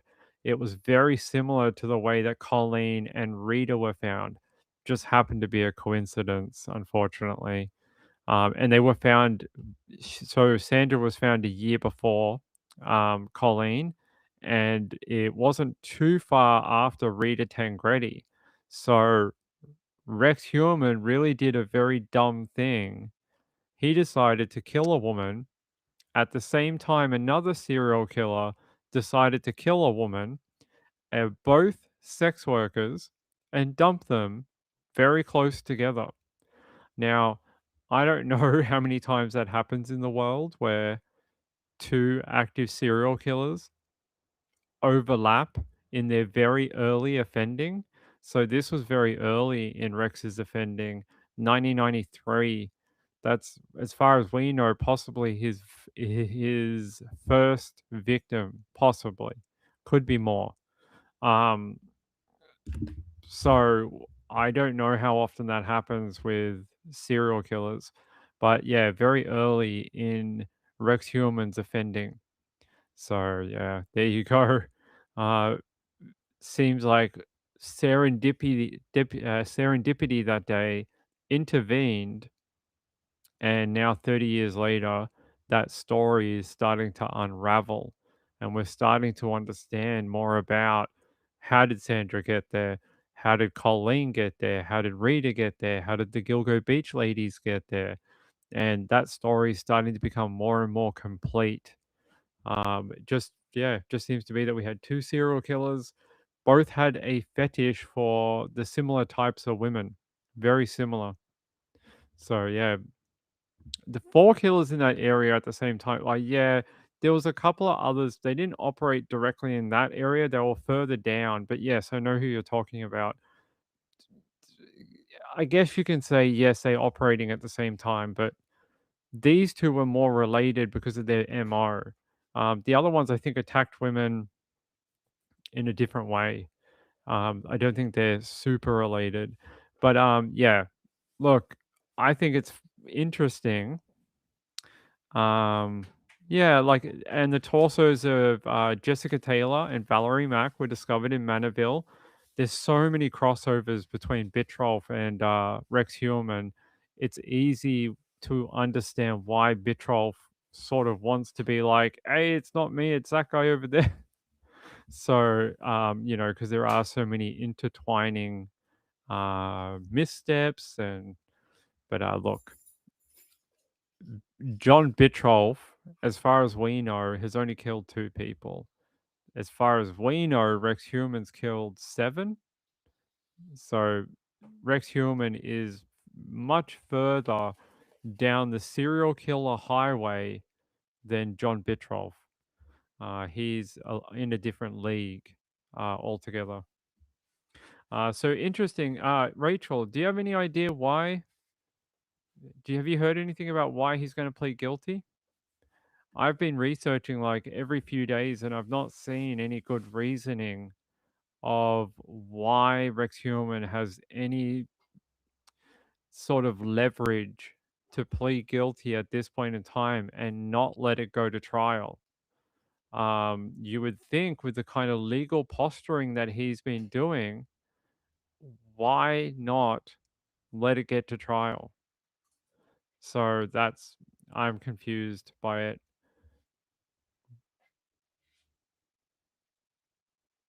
Oh, okay. Thanks to whoever sent that. All right, let's go here.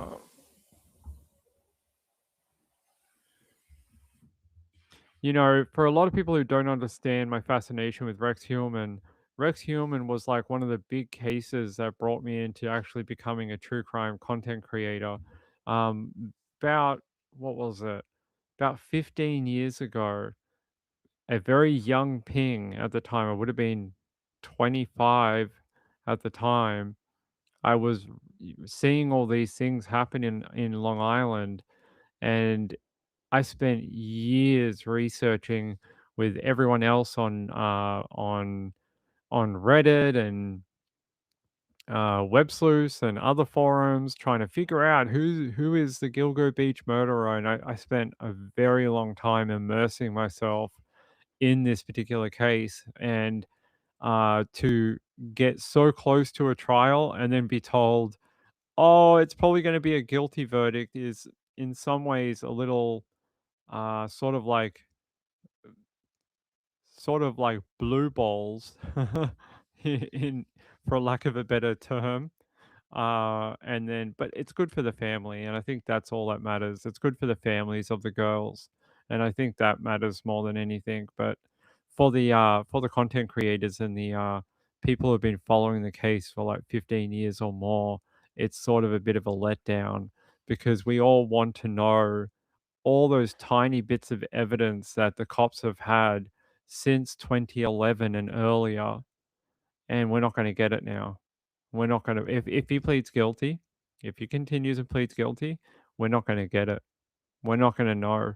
And they're probably not going to let it out of their, you know, they're not going to unseal it and let us have a look at it. So it's a bit of a shame. Um, I think it's hard with some cases, Lisa, because there's no updates, and you can't always just repeat over them, because there's no point. You can keep feeding people the same information about the same cases, and it won't give you the impact that you're looking for. Like, it may personally make you happy, me, you, some other people, but it'll lose effect over time, because people will be like, "Oh, I've heard that story before. Oh, we've seen this one before. Ping, why are you doing this one again? Oh, you already talked about this one 6 months ago." Like, people's memories are very long, and they remember the cases that we talk about. So even though I could talk about Mr. Cruel on every show that we ever do for the rest of this channel. I could do it every day, but it's not interesting to people. It's they'll get bored of it very quickly, and we won't have people in the chat anymore, and we won't have subscribers anymore. They'll get bored, I promise. So that's the problem with some of the big Australian cases and Victorian cases. They've already been done to death, and it's hard because it's just hard. It's hard to constantly go over them over and over and over and over.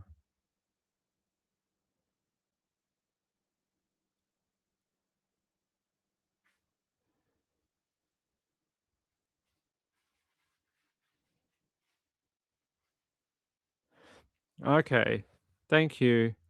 Um, Mary Murphy says the judge will want an allocution with 5 days to go before accused Gilgo Beach killer ex-human appears in court. Sources close to the case said Judge Mazai will want details if Human follows through with the plans to plead guilty. So they'll ask him for like an actual layout for each particular crime, and they'll ask him to detail how it happened, when it happened. Interesting. I mean, you can plead guilty, but the court can also choose not to accept your plea. And I guess that's what they're trying to say here. With an allocution, the judge would then feel compelled to accept it.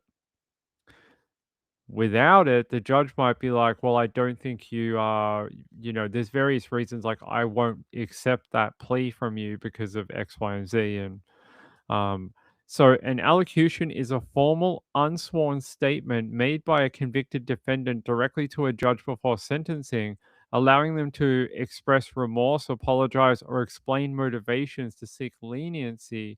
It is a legal right. It can also be used in a different way too. While it says here apologies, remorse, and that, it can also be used as a way of explaining crimes. So you can also have it used in that particular way. It's like a speech, or can be written, can be vocal. It depends on the courthouse. Yeah, it's almost like you have to talk to the judge. So you'll have to go to the judge and say, I want to plead guilty. The judge will be like, well, detail to me about these crimes. I can't just accept your plea. Tell me X, Y, and Z, how this works. What do you feel? Why are you pleading guilty in this particular way? Yeah. And he'll have to detail some of those things for the judge.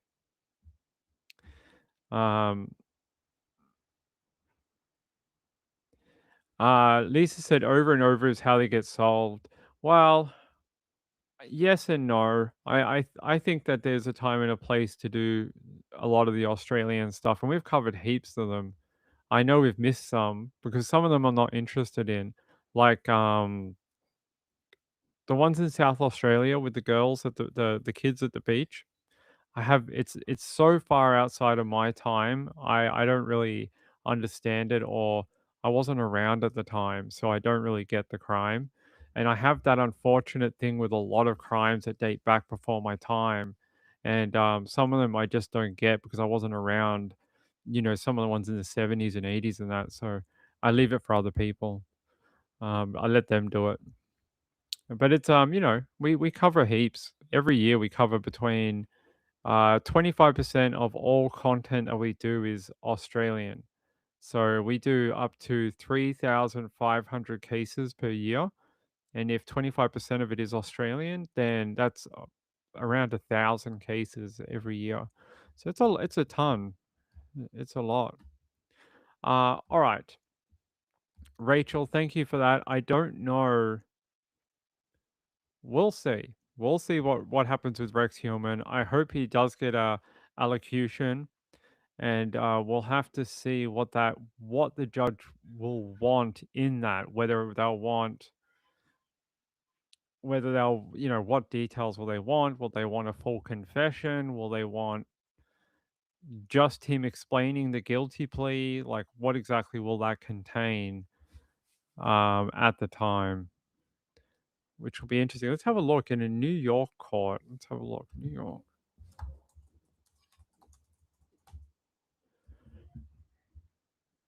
Let me see.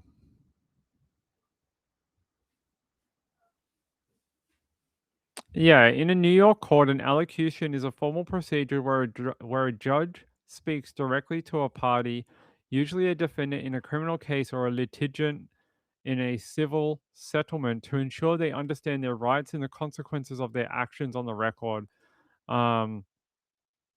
When you plead guilty, the judge must conduct an allocution to confirm the plea is knowing, voluntary, and intelligent. The goal is the judge wants to ensure you aren't being forced to plead guilty and that you understand you are waiving your right to a trial. You'll be asked a series of questions under oath about the facts of the crime and your understanding of the agreement. And they say before sentencing is officially handed down, New York law gives defendants a final opportunity to speak on their own behalf. This is your chance to humanize yourself, express remorse, or explain mitigating circumstances to the judge. Yeah, so there is sort of like your rundown of like what will happen if this is real and he really is going to plead guilty. These are some of the steps that must take place. And they call it, so called a plea allocution, and it's in it's normally used in a criminal court in New York. So actually it's used in almost every courthouse, but it's done slightly differently depending on where. So there you go. It'll be interesting. They will be asked Rex Hillman will be asked a series of questions under oath about the facts of the crime and his understanding of the plea. We'll have to see what that means for him. I don't know whether he's going to admit to every crime he's ever done. You'll be watching the Sarge for updates.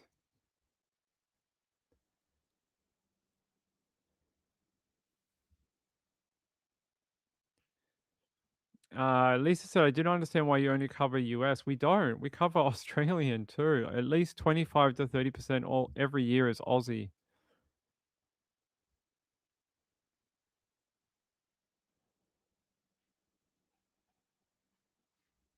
Yeah, well, there's not a lot going on right now, Lisa. If there was something really compelling right now, I'd be doing it, but it's been a little quiet on the home front. I mean, there's been a couple. We did that one out of Queensland the other day, and there was a murder up in Queensland which we did on the channel. There was the woman yesterday in at the mountain.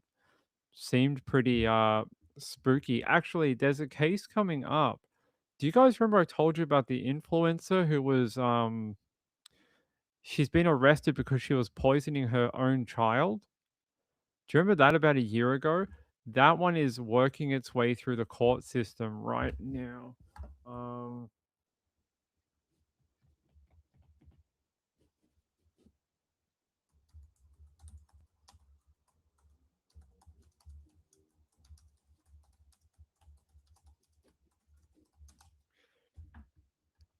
We're sort of waiting on this one.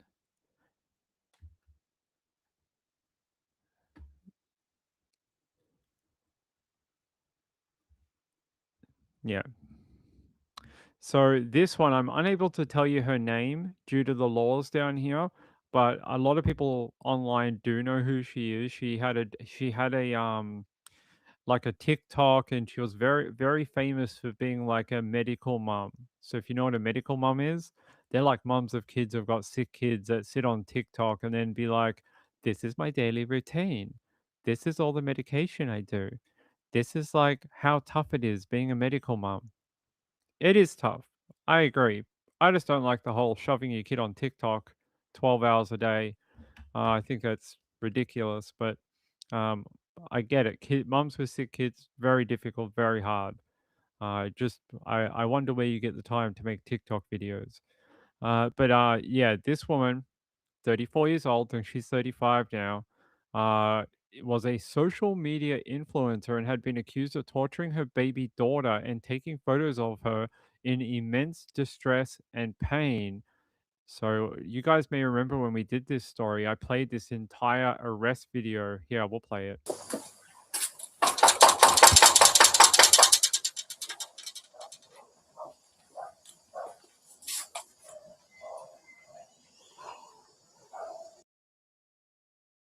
Just take a seat for us. We'll definitely do that.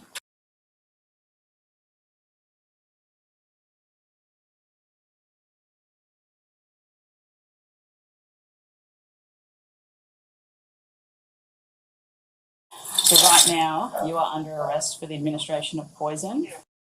Child.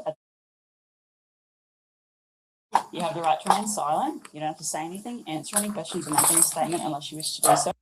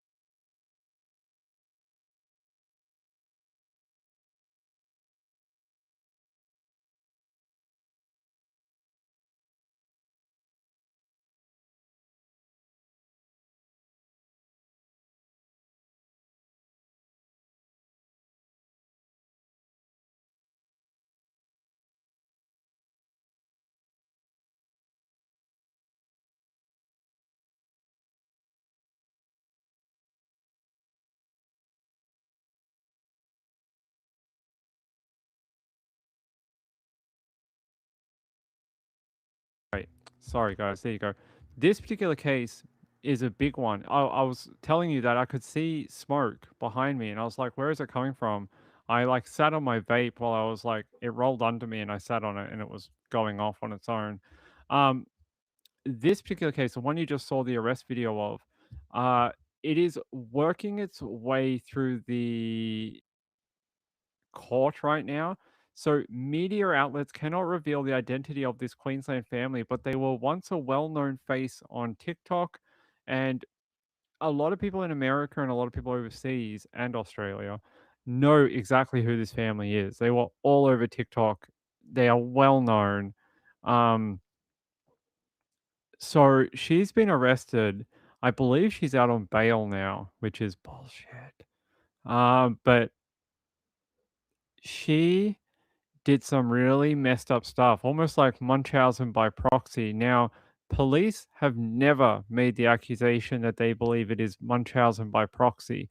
Even in court, they were asked, do you believe this is a case of Munchausen by proxy? And they said it is not our job to psychologically diagnose criminals.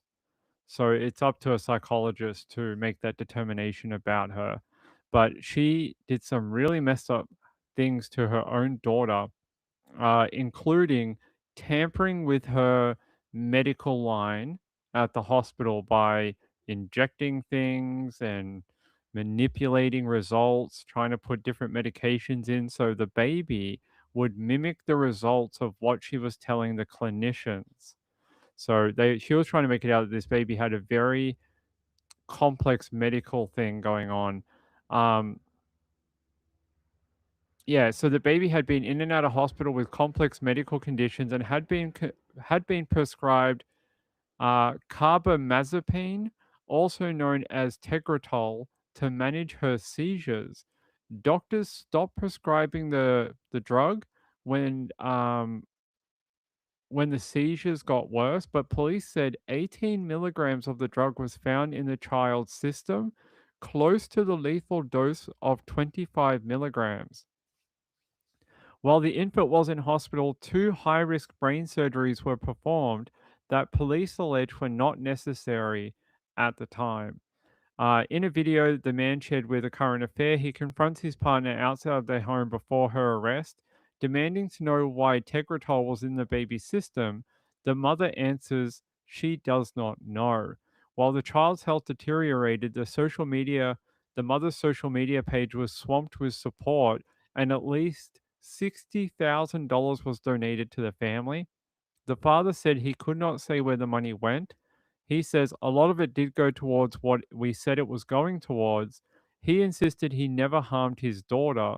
The man said he had been questioned by police and told he would not face charges because he didn't do anything. But he was ordered to have visit with his children only under supervision, including the daughter at the center of the case. He says, I'm still here a year on without being able to put my children to bed. I've lost friends, I've lost family members, I've lost multiple jobs because I'm being accused of something that I didn't do. I've lost my self worth, most likely going to lose my car, definitely at some point going to lose my house. My mother was on bail at present, allowing her to have video calls with their baby. The mother was on bail. She can only have video calls with the baby and physical visitation with the other children, something the father said was not reasonable. But he said his daughter was being looked after by good people and had come a long way since the alleged poisoning. He says, she still knows who daddy is. She gets that big goofy smile when she sees me. It might not feel like it now because I don't get to see them very often, but I do love them and I do miss them. I'm doing everything I can to get them home. There you go. So apparently here, video has emerged of his former partner speaking at a church before they met, in which he claims to have been diagnosed with a chronic kidney disease and in need of lifelong dialysis. She said the healing power of God would cure her. She stood in front of all these people, told them of this condition that she had, and supposedly had certainty that didn't had the certainty did not have. I think she just said that God was going to cure it, even though it's not curable. They said now that all of this has come out, I think all of these people are still of the mentality that the father had something to do with it, but he says he assures them he didn't. He was unfazed by the thought of his ex partner being convicted and facing jail. He said, hope so. So now he's like on the opposite side of it, and he no longer is supportive of his ex partner. Like we learned at the time, there was a lot of people when she was charged, there was a lot of people who came out of the woodwork saying they either knew her, worked with her, or knew her before her life on TikTok. And they were saying that she would often make up outlandish stories about things, about her health, and so she was well known for it. Yeah, so she is accused of deliberately poisoning her 1-year-old child, alleging that she hid the girl under a blanket and administered an unprescribed drug through a nasal tube to render her unconscious. She was doing that to make it look like she was having the seizures and that she was sleeping for long periods of time, like she was telling the clinicians. So she was trying to make what she was reporting to the clinicians seemed true. Because when they were doing the tests, the doctors are like, none of this is working out the way you're saying it is. Like you're reporting to us that this child is sleeping 18 hours a day at home. You bring her into the hospital and she's wide awake. She's fine. She's, acting like a 1-year-old.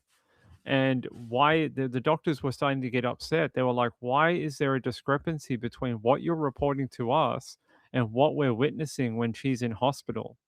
And so they started to see this sort of um, divide open up between what the mum was reporting and what they were clinically finding at the hospital. Not to say the little girl wasn't sick. Apparently, she did have a medical condition, but it was curable. It was curable, and she would grow out of it. So all this stuff that the mum was doing was unnecessary. Unnecessary. The kid would have been fine as she grew up. She would have grown out of the condition. She would have been fine. So yeah, this one's working its way through the court. We're waiting to find out when we should get to trial.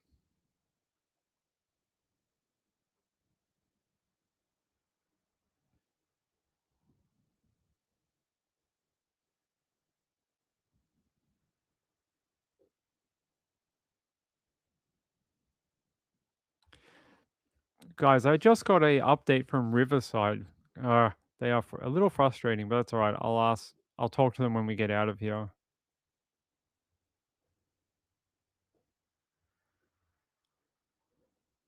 Yeah, I'm gonna have to talk to them. They just sent me something that doesn't sound correct. Um, Rachel said, sounds like she's a very sick woman. I would not be surprised if there really is a diagnosis of Munchausen by proxy. But like the police say, that's up to a psychologist or a psychiatrist to diagnose. But right now, I've not heard that she has or hasn't been diagnosed with that. Hold on.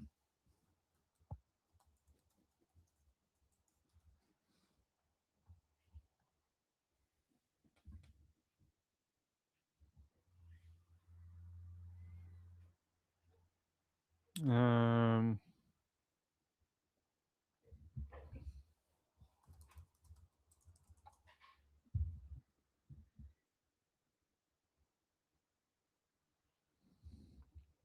so her ID has been legally suppressed, but there is a lot of people, if you go to Reddit and stuff, that know her name because they knew the family before she was charged. Uh,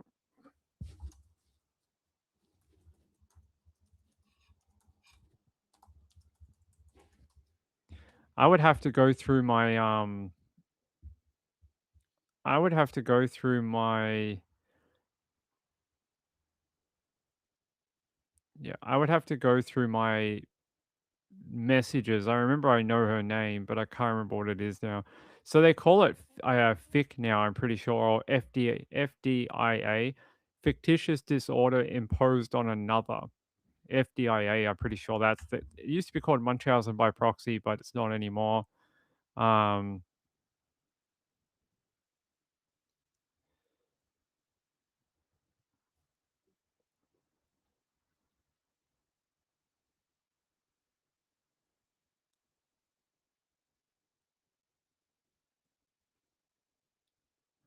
hmm. Apparently there's a podcast with it, which I didn't know that there was. Apparently there's a podcast called Poisoned.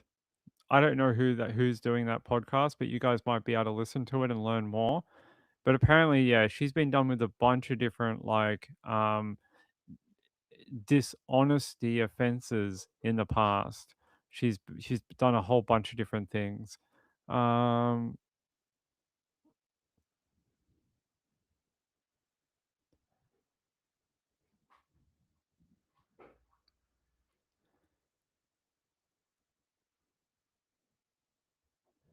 okay, so yeah, I don't know if that podcast is any good or not, but you guys, here, let me see who runs it, and then I'll recommend it or not.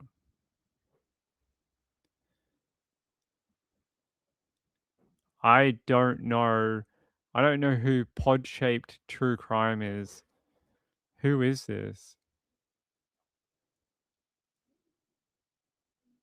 Yeah, I don't know who this is, guys, and I don't want to recommend a podcast where I don't know who's producing it.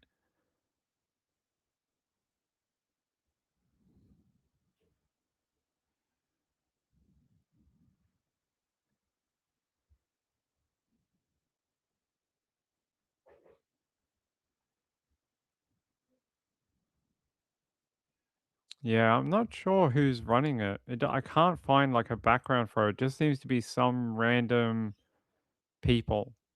Who they are, don't know.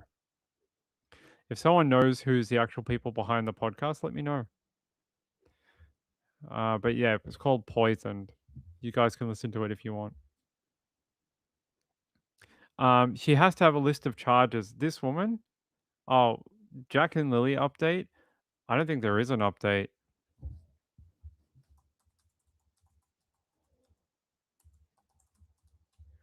I don't think there is an update, guys. Yeah, I don't know what to tell you except for they did do some more polygraphs earlier this month of people involved in Jack and Lily Sullivan. But other than that, I don't know anything else, and I don't think they're any closer to finding Jack or Lily. We all know they're dead. They are not alive. They are dead. They've been dead since possibly before. My opinion is they died before they were reported missing, and I will stand by that until the end of time. But I don't see anything else. They're saying here a last minute disclosure of additional evidence by the RCMP led to an adjournment of Daniel Martel's plea hearing on charges of SA, assault, and forcible confinement. Martel is the stepfather to Jack and Lily, the two children who went missing last May. The charges are unrelated to the disappearance of the two kids. So it sounds like he's dealing with a separate matter. But that's about the only update, guys. And then there was a second round of polygraphs conducted a few weeks ago. That's really all the update there is. Other than that, they are not really doing much more. So that woman, someone asked, what was she charged with? She was charged with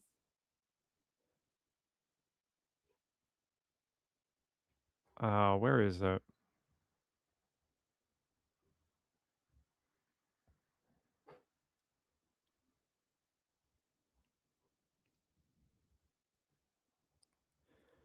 Um,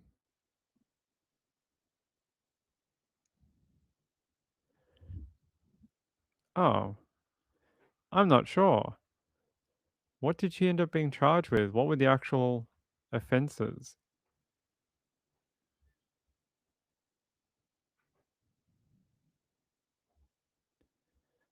Hold on, guys.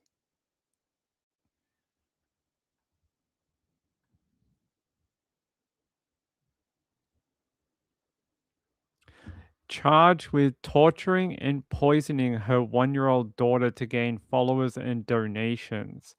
But what were the... She got bail in January 2025 under strict conditions, including no physical contact with the child and no unsupervised access. Here.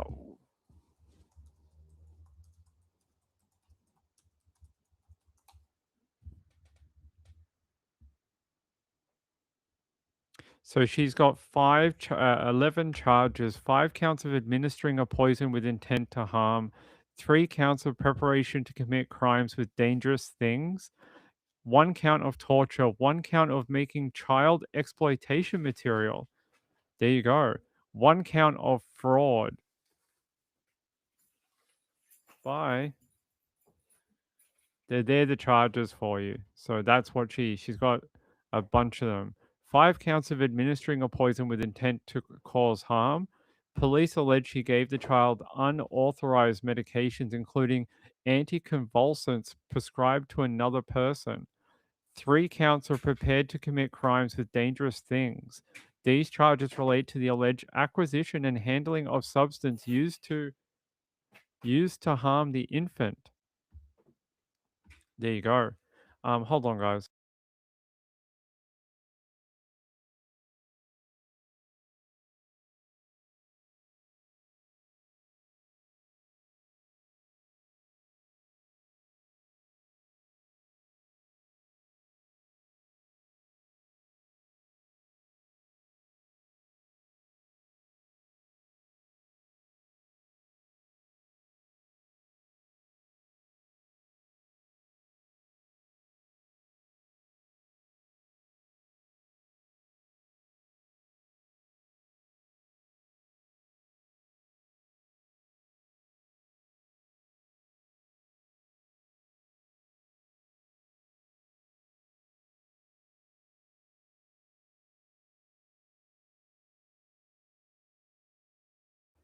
Sorry guys, that was really weird.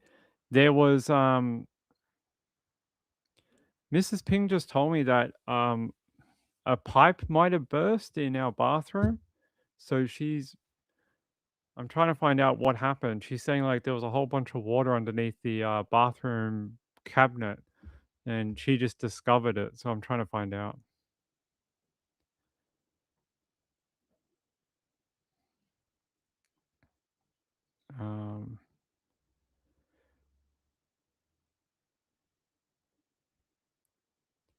All right. Yeah, hey, good to see you guys. Sorry about that. It's been a weird night. What time is it? 47. All right, we should get out of here. I will be back not tomorrow. I'll be back here on Sunday.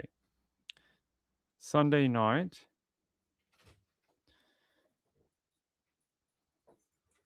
Hey, Sean, I want to thank you for the donation. I appreciate it. It's very kind of you, my friend. And what am I looking for? Sorry, apparently I can't get to my... Yes, thank you, Sean. I appreciate it. I'm going to go deal with this water thing and then... Wait, hold on. Cass, wait. Just wait, hold on. All right. I'll see you then. Love you all. Bye.